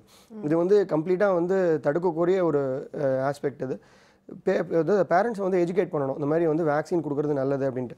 பெரும்பாலும் வந்து இப்போ நகரங்களில் வந்து எவ்ரிபடி ஹேஸ் அவேர்னஸ். ஈவன் கிராமங்கள்லாம் வந்துட்டு we have achieved quite a bit of awareness about why immunization should be given. And immunization இன்றைக்கி வந்து அதாவது வேக்சினேஷன் சேஃபாக கொடுக்கலாம் அப்படிங்கிறதுக்கான இதெல்லாம் வந்தாச்சு. ஸோ அதில் ஒரு தவறான கருத்துக்களெல்லாம் வந்து நீக்கிட்டு குழந்தைங்களுக்கு கம்பல்சரியாக வேக்சினேஷன் போடணும் அப்படிங்கிறத வந்துட்டு கண்டிப்பாக வந்துட்டு parents should follow. Okay doctor, நிகழ்ச்சியில் அடுத்த காலர் லைனில் இருக்காங்க, பார்த்துலாம். வணக்கம். Hello doctor. வணக்கம் மேடம். உங்கள் பேர் எங்கேருந்து கால் பண்ணுறீங்க சார்? விழுப்புரம் மாவட்டம் சிறுவந்தாட்டிலேருந்து பேசுகிறேங்க மேடம். டாக்டர்கிட்ட பேசுங்க சார். வணக்கம் சார், சொல்லுங்கள். வணக்கம் சார். உங்களை பார்த்து ரொம்ப கடவுளை பார்க்குற மாதிரி சார், ரொம்ப எனக்கு ஒரு நல்லதாக செய்யும்னு நினைக்கிறேன். சொல்லுங்கப்பா, என்ன விஷயம்? சார், என் பொண்ணு வந்து குழந்தை பிறந்த 3 மாசத்துலேயே இதயத்தில் லைட்டாக சின்ன ஓட்டை இருக்குது அப்படின்னாங்க சார். சரிப்பா. நான் நிறைய ஹாஸ்பிட்டல்லாம் போயிட்டு வரேன் சார். உடம்பு சரியில்லை, ஃபீவர் அதிகமாகிடுச்சு, சளி பிடிச்சதுன்னா ஃபீவர் அதிகமாகி உடனே நொடிப்பு மாதிரி வரும். ஹாஸ்பிட்டல் இது போய் காமிச்ச உடனே உங்களுக்கு இதயத்தில் ஓட்டை இருக்குது, சின்னதாக இருக்குது அப்படின்னுவாங்க சார். நானும் எல்லா ஹாஸ்பிட்டலும் இப்போ ஜிஹெச்சில் போயிட்டு வந்தேன், விழுப்புரம் ஹாஸ்பிட்டல், நிறைய ஹாஸ்பிட்டலுக்கு போயிட்டு வந்தேன் சார். சரி. எங்கே போனாலும் அந்த ப்ராப்ளம் லைட்டாக இருக்குது. குழந்தைக்கு என்ன வயசாச்சு இப்போ? இப்போ 5 வயசு ஆகுது சார். 5 வயசு ஆகுது. ஓகே. குழந்தைக்கு எந்த வயசுல கண்டுபிடிச்சாங்க இந்த மாதிரி இதயத்துல ஓட்டை இருக்கு அப்படின்ட்டு? ஒரு 3 மாசம் 4 மாசம் இருக்கு. 3 மாசத்துல இருக்கும். இப்போ குழந்தைக்கு 5 வயசு ஆச்சு. இப்போ இந்த குழந்தைக்கான வெயிட் எவ்வளவு இருக்கு இப்போ 5 வயசுல? இப்போ ஒரு 12 கிலோ 17 கிலோ இருக்குங்க சார். சரி. குழந்தைக்கான வளர்ச்சி இதெல்லாம் சரியாக தான் இருக்குது. இப்போ வந்து உங்களுக்கு வந்துட்டு டாக்டர் கண்டுபிடிச்சி இந்த குழந்தைங்க நீங்கள் வந்துட்டு ஹோல் இந்த ஹார்ட் அப்படின்றத ஓட்டை, இதயத்தில் ஓட்டை இருக்குது அப்படின்னு சொல்கிறது வந்துட்டு காமனாக நம்ம வந்து யூஸ் பண்ணுற டெர்மினாலஜி. இந்த defect, specific type of defect என்ன இருக்குது, அதாவது இப்போ வந்துட்டு நிறைய ப்ராப்ளம்ஸ் ஹார்ட்லேயே வந்துட்டு பார்த்தீங்கன்னா ஏஎஸ்டின்னு சொல்லுவாங்க, இல்லை விஎஸ்டின்னு குறிப்பிடுவாங்க. அந்த மாதிரி டிஃபெக்ட்ஸ் நிறைய இருக்குது. அது ஸ்பெசிஃபிக் டைப் ஆஃப் டிஃபெக்ட்டுக்கு என்ன மாதிரி ட்ரீட்மெண்ட் தேவை, எந்த வயசில் தேவை அப்படிங்கிறதுக்கானது தான் வந்து ஒரு பீடியாட்ரிக் கார்டியாலஜிஸ்ட், அதாவது குழந்தைங்களுக்கு பார்க்குற இதே அதாவது கார்டியாலஜிஸ்ட், அதாவது ஸ்பெஷலிஸ்ட் இருக்காங்க. அவங்க தான் வந்து பார்த்து கரெக்டாக அதுக்கான பரிந்துரை அளிப்பாங்க. ஸோ நீங்கள் இவ்வளோ ஹாஸ்பிட்டல்ஸ் போயிருக்கீங்கன்னு சொல்கிறத விட முக்கியமாக என்னென்னா கரெக்டான அட்வைஸ் எங்கே கொடுத்துருக்காங்க உங்களுக்கு. ஒரு பீடியாட்ரிக் கார்டியாலஜிஸ்ட் எந்த வயசில் இந்த குழந்தைங்களுக்கு என்ன மாதிரி இன்டர்வென்ஷன் தேவைப்படுமா, அதாவது ஆப்ரேஷன் தேவையா இல்லையா, இல்லை ஆப்ரேஷன் இல்லாமல் நிறைய செய்முறைகள் இன்றைக்கி இருக்குது. அதாவது டிவைஸ் க்ளோஷர்னு சொல்லுவாங்க, அதை வச்சு அந்த ஹோலை க்ளோஸ் பண்ணுறதுக்கான முறைகள்லாம் இருக்குது. அதை கரெக்டாக வந்து நீங்கள் வந்து அட்வைஸ் ஃபாலோ பண்ணிங்கன்னா கண்டிப்பாக இதை வந்து ட்ரீட் பண்ண முடியும். ரெண்டாவது வந்து இன்றைக்கி வந்து நீங்கள் பார்த்தீங்கன்னா தமிழ்நாடு கவர்மெண்ட்டில் வந்துட்டு இதுக்கான சர்வீசஸை வந்து பெரும்பாலான தனியார் மருத்துவமனைகளில் கூட வந்துட்டு ஃப்ரீயாக பண்ணுறதுக்கு வந்து நிறையா ஹாஸ்பிட்டல்ஸில் இதுக்கான சர்வீசஸ் ஆர் அவைலபிள். சென்னையில் மட்டும் இல்லாமல் மேஜர் சிட்டிஸ் இந்த state also there are having the facilities. அதாவது கோயம்புத்தூரில் இருக்கட்டும், இல்லை ஈரோடில் இருக்கட்டும், இந்த மாதிரி வந்து ஃபெசிலிட்டிஸ் ஆர் அவைலபிள் எல்லா இடத்துலையுமே இருக்குது இன்றைக்கி. ஸோ நீங்கள் வந்து கரெக்டான பரிந்துரை வந்து உங்களுக்கு வந்து டாக்டர் வழங்கியிருக்கணும். உங்கள் கார்டியாலஜிஸ்ட் பீடியாட்ரிக் கார்டியாலஜிஸ்ட் யார் பார்த்தாங்களோ இந்த குழந்தைக்கு கரெக்டாக வந்து எந்த ஏஜில் ட்ரீட்மெண்ட் பண்ணணுமோ அதை கரெக்டாக அந்த ஏஜில் பார்த்து பண்ண வேண்டிய அவசியம் இருக்குது. ஸோ இதை வந்து சர்ஜரி பண்ணணும் அப்படின்னு பார்த்தீங்கன்னா ஒரு நல்ல இன்ஸ்டியூஷன், அதாவது கரெக்டாக ஒரு பீடியாட்ரிக் கார்டியாலஜி எந்த இடத்துல நல்லா பண்ணுறாங்கன்ற ஒரு இடத்துல பார்த்து நீங்கள் பண்ண வேண்டிய அவசியம் இருக்குது. ஓகே டாக்டர், நிகழ்ச்சியோட அடுத்த காலர் பார்க்கலாம். வணக்கம். Hello doctor. வணக்கம் மேடம். உங்க பேர் என்ன? ஆவலியிலிருந்து அம்பிகா பேசுறேன் மேடம். டாக்டர்கிட்ட பேசுங்கம்மா. கொடுங்க. சொல்லுங்கம்மா. வணக்கம். வணக்கம் டாக்டர். என் பையனுக்கு வந்து இப்ப 15 வயசு ஆகுது டாக்டர். சரிம்மா. அந்த டீனேஜ் ஸ்டார்ட் ஆகுறது கொஞ்சம் வாய் கொஞ்சம் திக்கிற மாதிரி பேசுறான் டாக்டர். எப்போ டீனேஜ் ஸ்டார்ட் பண்ணதுக்கு அப்புறம் தான் திக்க ஆரம்பிச்சிருக்கானம்மா? இதுக்கு முன்னாடி வந்து அவன் திக்கவே இல்லையா? இதுக்கு முன்னாடி குழந்தைனால அதெல்லாம் எந்த ப்ராப்ளமும் இல்லை டாக்டர். சரிம்மா. இப்போ அந்த என்னமோ இந்த டீன் ஸ்டார்ட் ஆனதுல இருந்து அந்த மாதிரி அந்த ப்ராப்ளம்ஸ் வருதுன்னு எனக்கு தோணுது டாக்டர். எனக்கு அது என்ன டாக்டர் இதுக்கு பண்ணலாம் சொல்யூஷன் என்ன டாக்டர் இருக்கு? நீங்கள் வந்துட்டு இப்போ ரீசெண்டாக தான் அவனுக்கு வந்து திக்கல் ஏற்பட்டிருக்கு, இதுக்கு முன்னாடி அவன் திக்கலை அப்படின்னா இப்போ பிஹேவியரல் சேஞ்சஸ் ஏதாவது வந்து அவனோட பிஹேவியரில் ஏதாவது சேஞ்சஸ் இருந்ததா, இல்லை வேறு ஏதாவது வந்து அவனுக்கு வந்து வேறு ஏதாவது ஒரு ஃபியர்ஸ் ஒரு இது, அதாவது இப்போ வந்து நம்ம டீனேஜ் ஆனதுக்கப்புறம் வந்துட்டு பார்த்தீங்கன்னா அவன் இன்ட்ராக்ஷன் அந்த மற்ற குழந்தைங்களோட மற்ற அவங்க ஏஜ் குரூப் இருக்கிற பசங்களோட இன்ட்ராக்ட் பண்ணும்போது அவனோட ஆட்டிடியூட் அண்ட் இது எப்படி இருக்குது, அவன் வந்து பயப்படுறானா இல்லை ஒரு மாதிரி ஹெசிடேஷன் கூச்சம் இருக்குது அப்படின்னா சம்டைம்ஸ் வந்து அது வந்து திக்கலாக வந்து மேனிஃபெஸ்ட் ஆகலாம். இது ஒரு சிம்பிள் விஷயம் தான். ஒரு பீடியாட்ரிஷியன் வித் பிஹேவியரல் சைக்காலஜிஸ்ட்னு சொல்லுவாங்க, அதாவது குழந்தையோட பிஹேவியரை கணிக்கிறதுக்கான டாக்டர்ஸ் இருக்காங்க. அதுக்கு அவங்கக்கிட்ட கவுன்சிலிங் பண்ணாலே மோஸ்ட்லி போகிறோம்மா. இது நீங்கள் பயப்படுற மாதிரி ஒன்றும் இருக்கிறதுக்கான வாய்ப்பு இல்லை. ஓகே டாக்டர், அடுத்த காலர் பார்க்கலாம். வணக்கம். Hello doctor. வணக்கம் மேடம். உங்கள் பேர் எங்கேருந்து கால் பண்ணுறீங்கம்மா? என் பேர் சித்ரா, நான் திருவாரூர் மாவட்டத்துலேருந்து சொல்கிறேன் மேடம். டாக்டர்கிட்ட பேசுங்கம்மா. வணக்கம்மா, சொல்லுங்க. சார் என்னோட குழந்தை பேர் வந்து லாவண்யா. இல்லை கிளியராக கேட்கலாமா? குழந்தைக்கு என்ன வயசாச்சுன்னு சொன்னீங்க? ஓகே டாக்டர், அடுத்த 3 years ஆகுதாம்மா? சரிம்மா. ஓகே டாக்டர், அடுத்த காலர் பார்த்துலாம். வணக்கம். Hello doctor. Hello doctor. உங்கள் பேர் எங்கேருந்து கால் பண்ணுறீங்கம்மா? நாங்கள் விழுப்புரத்துலேருந்து பண்ணுறோம். டாக்டர்கிட்ட பேசுங்கம்மா. வணக்கம்மா, சொல்லுங்க. Hello doctor. குழந்தை காலிலேருந்து யூரின் சொட்டு சொட்டா வந்து அழுதுகிட்டே இருக்கான். என்ன வயசாச்சு குழந்தைக்குமா? 1.5 வயசு ஆகுது. நேற்றுலாம் நல்லா தான் இருந்தான், காலில் தான் அந்த மாதிரி நார்மலாக வரல, கொஞ்சம் இருக்கிறான் அப்புறம் அழுகுறான். ஸோ குழந்தை இப்போ வந்து ஒன்றுக்கு இருக்கும்போது வந்துட்டு சொட்டு சொட்டா யூரின் போகிறான்றீங்க, குழந்தை யூரின் போகும்போது எரிச்சலாக இருக்குது அழுகிறான் அப்படின்றீங்க. காலையிலேருந்து இப்போ அவனுக்கு ஃபீவர் எதுவும் இருக்காம்மா? ஃபீவர்லாம் எதுவும் இல்லை டாக்டர், நார்மலாக தான் இருக்கான், விளாட்றான். ஆனால் அந்த யூரின் போகும்போது தான். சரி, இதுக்கு முன்னாடி யூரின் வந்து குழந்தை வந்து 1.5 வயசு வரைக்கும் போயிட்டு இருக்கிறதுல நார்மலாக போயிட்டு இருந்தானா? நார்மலாக போயிட்டு இருந்தா. நல்லா ஆண் குழந்தை தானேம்மா? பையன் தான். ஸோ நல்லா தூரமாக போய் யூரின் விழுமா? அவனை பார்த்துருக்கீங்களா எப்பயாவது யூரின் போகும்போது? நார்மலாக தான் எப்பயுமே போயிட்டு இருப்பான். சரி, அதான் தூரமாக போய் விழுமான்றது கேட்குறேன். ஸோ யூரின் நார்மலாக இதுக்கு முன்னாடி போயிட்டு இருக்கான், திடீர்னு நீலேருந்து சொட்டு சொட்டாக போயிட்டு இருக்கான் அப்படின்னா நீங்கள் பார்க்க வேண்டியது வந்துட்டு இன்றைக்கி அவன் நார்மலாக மோஷன் போனான்னு பார்க்கணும். ரெண்டாவது வந்துட்டு நீங்கள் பார்த்தீங்கன்னா ஜுரம் ஏதாவது வந்துச்சுன்னா யூரினில் ஏதாவது இன்ஃபெக்ஷன் இருக்கான்னு பார்க்கணும். நீங்கள் உங்கள் குழந்தையோட உங்களோட பீடியாட்ரிஷியன் யாரோ, குழந்தைங்க நல மருத்துவர் யாரோ அவரை வந்து நீங்கள் வந்து பாருங்கள், இன்றைக்கி அப்சர்வ் பண்ணி பாருங்கள். குழந்தைக்கு நல்லா யூரின் தண்ணி நிறையா கொடுங்க. எஸ்பெஷலி மார்னிங் யூரின் வந்து எப்பயுமே கான்சன்ட்ரேட்டடாக இருக்கும், போகும்போது கொஞ்சம் எரிச்சல் இருக்கும். ஸோ அதனால் போகும்போது சம்டைம்ஸ் எரிச்சல் இருக்கிறதுனால குழந்தை வந்து யூரின் அடக்கணும்னு ட்ரை பண்ணுவாங்க. ஸோ தண்ணி இது மாதிரி நீராகாரம் நிறையா கொடுங்க. இன்றைக்கி யூரின் அதுக்கப்புறம் ஃப்ரீயாக வருதான்னு பாருங்கள். கொஞ்சம் ரிலீஃப்க்கு வந்து கொஞ்சம் வெதுன்னு தண்ணி எடுத்துகிட்டு அதில் கொஞ்சோண்டு கல் உப்பு போட்டு நல்லா உட்கார வச்சிங்கன்னா அந்த இடத்துக்கு கொஞ்சம் இதமாக இருக்கும், அந்த எரிச்சல் வந்து கொஞ்சம் கம்மியாகும். இதுவும் பண்ணி கம்மியாகலைன்னா நீங்கள் வந்துட்டு உங்கள் பீடியாட்ரிஷியன் அணுகி இது வந்து யூரின் இன்ஃபெக்ஷனா இல்லை வேறு எதனால் அந்த மாதிரி இருக்குன்றது பார்க்க வேண்டிய அவசியம் இருக்குமா? ஓகே டாக்டர், அடுத்த காலர் பார்க்கலாம். வணக்கம். Hello doctor. வணக்கம். Hello doctor. ஓகே டாக்டர், இப்போ நிறையா டிசீஸான ப்ரிவென்ஷன் சொன்னீங்க. இப்போ நிறையா குழந்தைங்க வீட்டிலே பார்த்தீங்கன்னா கீழே விழுந்துருவாங்க, இல்லை அடிபட்டுரும்.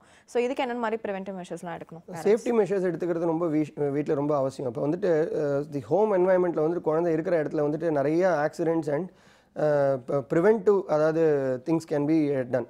அதாவது இப்போ குழந்தை வந்து நீங்கள் சொல்கிற மாதிரி விழுந்துடுச்சு அப்படின்றது வந்துட்டு என்னென்னா கட்டிலில் வந்து நீங்கள் போட்டிங்க. நிறைய பேர் வந்து சின்ன பாப்பாவில் இருக்கும்போதே வந்துட்டு இப்போ குழந்தை குப்புறதுக்கு ஆரம்பிக்கும் போது கட்டிலில் போகிற வச்சுட்டு அவங்க பாட்டுக்கு தனியாக போயிட்டாங்க அப்படின்னா அந்த குழந்தை குப்புறதுக்கு கட்டில் மேலேருந்து கீழே வரதுக்கான வாய்ப்பு உண்டு. ஸோ இதை வந்து ப்ரிவெண்ட் பண்ணுறதுக்கு என்ன பண்ணுறது? ஆப்வியஸ்லி நம்ம வந்து தரையில் வச்சு கீழே வந்து பாப்பாவை படுக்க வச்சோம்னா வந்து நம்ம உருண்டு விழாது. அதே மாதிரி கவனிப்பு இருக்கணும். இப்போ வந்து குழந்தை தூங்கிட்டு இருக்கு, நம்ம வந்து கட்டில் போட்டு வந்துட்டோம் அப்படின்னு சொல்லிட்டு நம்ம வந்து ஒரு வேலைக்கு வந்துட்டோம், ஒரு கிச்சனில் இருக்காங்க, இல்லை ஒரு வேறு ஏதோ வேலையில் கவனிப்பில் வந்துட்டு இதாக இருந்துட்டாங்கன்னா சம்டைம்ஸ் இந்த மாதிரி குழந்தை முழிச்சுக்கிட்டு திடீர்னு குப்புறத்துக்கிட்டு விழ வாய்ப்பு இருக்குது. ஸோ அந்த மாதிரி ப்ரிவென்டிவ் ஆஸ்பெக்ட்ஸை நம்ம பார்த்துக்கணும். ரெண்டாவது கொஞ்சம் ஓல்டர் சில்ட்ரன் டாட்லர்ஸ் ஆகும்போது அவங்களுக்கு கியூரியாசிட்டி அதிகம். இந்த ஒரு 2 to 3 years ஏஜ் குரூப் நீங்கள் பார்த்தீங்கன்னா காமனாக வந்து டாய்ஸோட பேக்கிங்லலாம் பார்த்தீங்கன்னா do not give this toy to less than 2 to 3 years. இந்த 2 வயசுலேருந்து 3 வயசு குழந்தைங்களுக்கு கம்மியாக இருக்கிற குழந்தைங்களுக்கு இதெல்லாம் கொடுக்காதீங்க அப்படிம்பாங்க. ஏன்னா அதை வந்து குழந்தை வந்து வாயில் எடுத்து போட்டுக்குச்சுன்னா அது உணவு குழாயில் போய் மாட்டிக்கலாம், இல்லை மூச்சு குழாக்குள்ளே போய் மாட்டிக்கலாம், தெரியாமல் வந்து இந்த மாதிரி ஸ்வாலோ பண்ணிடுச்சு அப்படின்னா. ஸோ அது உங்களுக்கு அந்த கியூரியாசிட்டி இருக்கும். இது வந்து எடுத்து வாயில் தான் வந்து முதல்ல போட்டு பார்க்குறோம். அது எது ஃபுட்டு இல்லைன்னு தெரியாது. அந்த கியூரியாசிட்டியில் வந்து வாயில் வச்சு பார்ப்பாங்க, டேஸ்ட் பண்ணி பார்ப்பாங்க. நிறைய பேர் குழந்தைங்களுக்கு வந்து கையில் காயின்ஸை கொடுப்பாங்க. காயின்ஸை வந்து வச்சு கையில் வச்சு விளையாடிட்டு இருக்கோம். அந்த மெட்டல் இருக்கும், நாக்கில் வச்சு பார்த்தா அந்த மெட்டல் வைக்கும்போது ஒரு டிங்கிலிங் சென்சேஷன் வரும். ஸோ அந்த குழந்தை வந்து சம்டைம்ஸ் வந்து அந்த காயினை ஸ்வாலோ பண்ணிவிட்டு அதை தொண்டையில் மாட்டிக்கிட்டு குழந்தையால் ஸ்வாலோ பண்ண முடியாமல் கொண்டு வருவாங்க. எமர்ஜென்சியாக நாங்கள்லாம் வந்து எண்டோஸ்கோபி பண்ணி அதை எடுப்போம். பட் மோஸ்ட் இம்பார்ட்டன்ட் திங், அதே காயின் மாதிரி ரெசம்பிள் ஆகிற ஒரு திங் என்னென்னா, நீங்கள் பார்த்தீங்கன்னா பெரும்பாலான இந்த எலக்ட்ரானிக் டாய்ஸ் வருது. இந்த எலக்ட்ரானிக் டாய்ஸ்குள்ளே பார்த்தீங்கன்னா இந்த பட்டன் பேட்டரிஸ் அப்படின்னு நம்ம சொல்லுவோம். இந்த சின்ன சின்ன செல், இந்த பட்டன் செல்ஸ் அப்படிங்கிறது. இந்த பெரும்பாலான இந்த சீப் டாய்ஸ் வரும்போது அந்த உடஞ்சி போச்சு அப்படின்னா அந்த டாய்ஸ்லேருந்து அந்த பேட்டரி வந்து வெளியேறும் போது அந்த குழந்தை அந்த பேட்டரி எடுத்து விளையாடிட்டு இருக்கும்போது எடுத்து வாயில் போட்டுக்க வாய்ப்பு இருக்குது. அதே மாதிரி நிறைய பேர் வீட்டில் பெரியவங்க வந்து ஹியரிங் எய்ட் யூஸ் பண்ணுவாங்க. அந்த ஹியரிங் எய்டில் கூட அந்த மாதிரி சின்ன சின்ன பேட்டரிஸ் இருக்கும். அந்த பேட்டரிஸ் எல்லாம் நம்ம வந்து யூஸ் பண்ணதுக்கப்புறம் டிஸ்கார்ட் பண்ணிடணும். அதை வந்து கரெக்டாக டிஸ்கார்ட் பண்ணாமல் ஸ்டோர் பண்ணாமல் வைங்க. வீட்டில் வந்து ஒரு ட்ராயர்லையோ இல்லை ஒரு கையில் கிடைக்கிற இடத்துல வச்சுட்டோம்னா அந்த குழந்தை வந்து ஸ்வாலோ பண்ணிச்சுன்னா அது உணவு குழாயில் போய் சிக்கிக்குச்சுன்னா it is the most dangerous thing that can happen to that child. ஏன்னா அந்த பேட்டரியில் வந்து உள்ள கெமிக்கல்ஸ் இருக்கிறது வந்து ரொம்ப ஹெவி மெட்டல்ஸ்லாம் யூஸ் பண்ணுவாங்க. கேட்மியம், மர்க்கரி, இந்த மாதிரி metals. That can cause damage. And also அந்த பேட்டரியில் ரெசிடியூவல் எலக்ட்ரிசிட்டி இருந்தது அப்படின்னா அது டிஸ்சார்ஜ் கூட ஆகலாம். அந்த சைடில் வந்து எலக்ட்ரிக்கல் பேர்ன் ஆகி உணவு குழாயிலையோ இல்லை இன்டெஸ்டைனில் வந்து பொத்தல் கூட விழலாம். ஸோ இது மாதிரி வந்து டேஞ்சரஸ் ஐட்டம்ஸை வந்து வீட்டில் வந்து ஸ்டோர் பண்ணக்கூடாது. அது யூஸ் இருக்குது அப்படின்னா வந்து அது குழந்தைங்களோட ரீச் வெளியே வச்சுடணும். ஸோ இந்த மாதிரி பார்த்துக்க வேண்டிய அவசியம் இருக்குது. அதே மாதிரி இந்த எலக்ட்ரிக்கல் பாயிண்ட்ஸ்லாம் நீங்கள் பார்த்தீங்கன்னா டம்மி வந்து வச்சு க்ளோஸ் பண்ண வேண்டியது. குழந்தை வந்து நேராக கொண்டு போய் அந்த ஒரு ஓட்டை இருக்குது ப்ளக்கில் அப்படின்னா குழந்தை கொண்டு போய் சுவிட்சை போட்டு குழந்தையோட விரல் ரொம்ப சின்னதாக இருக்கும், கொண்டு போய் உள்ளதான் நுழைக்க பார்க்கும். ஸோ எலக்ட்ரிக்யூஷன் ரிஸ்க் இருக்குது. ஸோ இதை ப்ரிவெண்ட் பண்ண வேண்டிய அவசியம் இருக்குது. ஸோ இது மாதிரி வேரியஸ் ஆஸ்பெக்ட்ஸ். அதே மாதிரி கிச்சனில் நம்ம யூஸ் பண்ணுற கெமிக்கல்ஸ், அது வந்து க்ளீனர்ஸாக இருக்கலாம், ஆசிட்ஸாக இருக்கலாம், இல்லை நம்ம இந்த நார்மலாக வந்து டாய்லெட் கிளீனர்ஸ்லாம் வந்து பார்த்திங்கன்னா அது கலர் கலராக பாட்டிலில் வருது.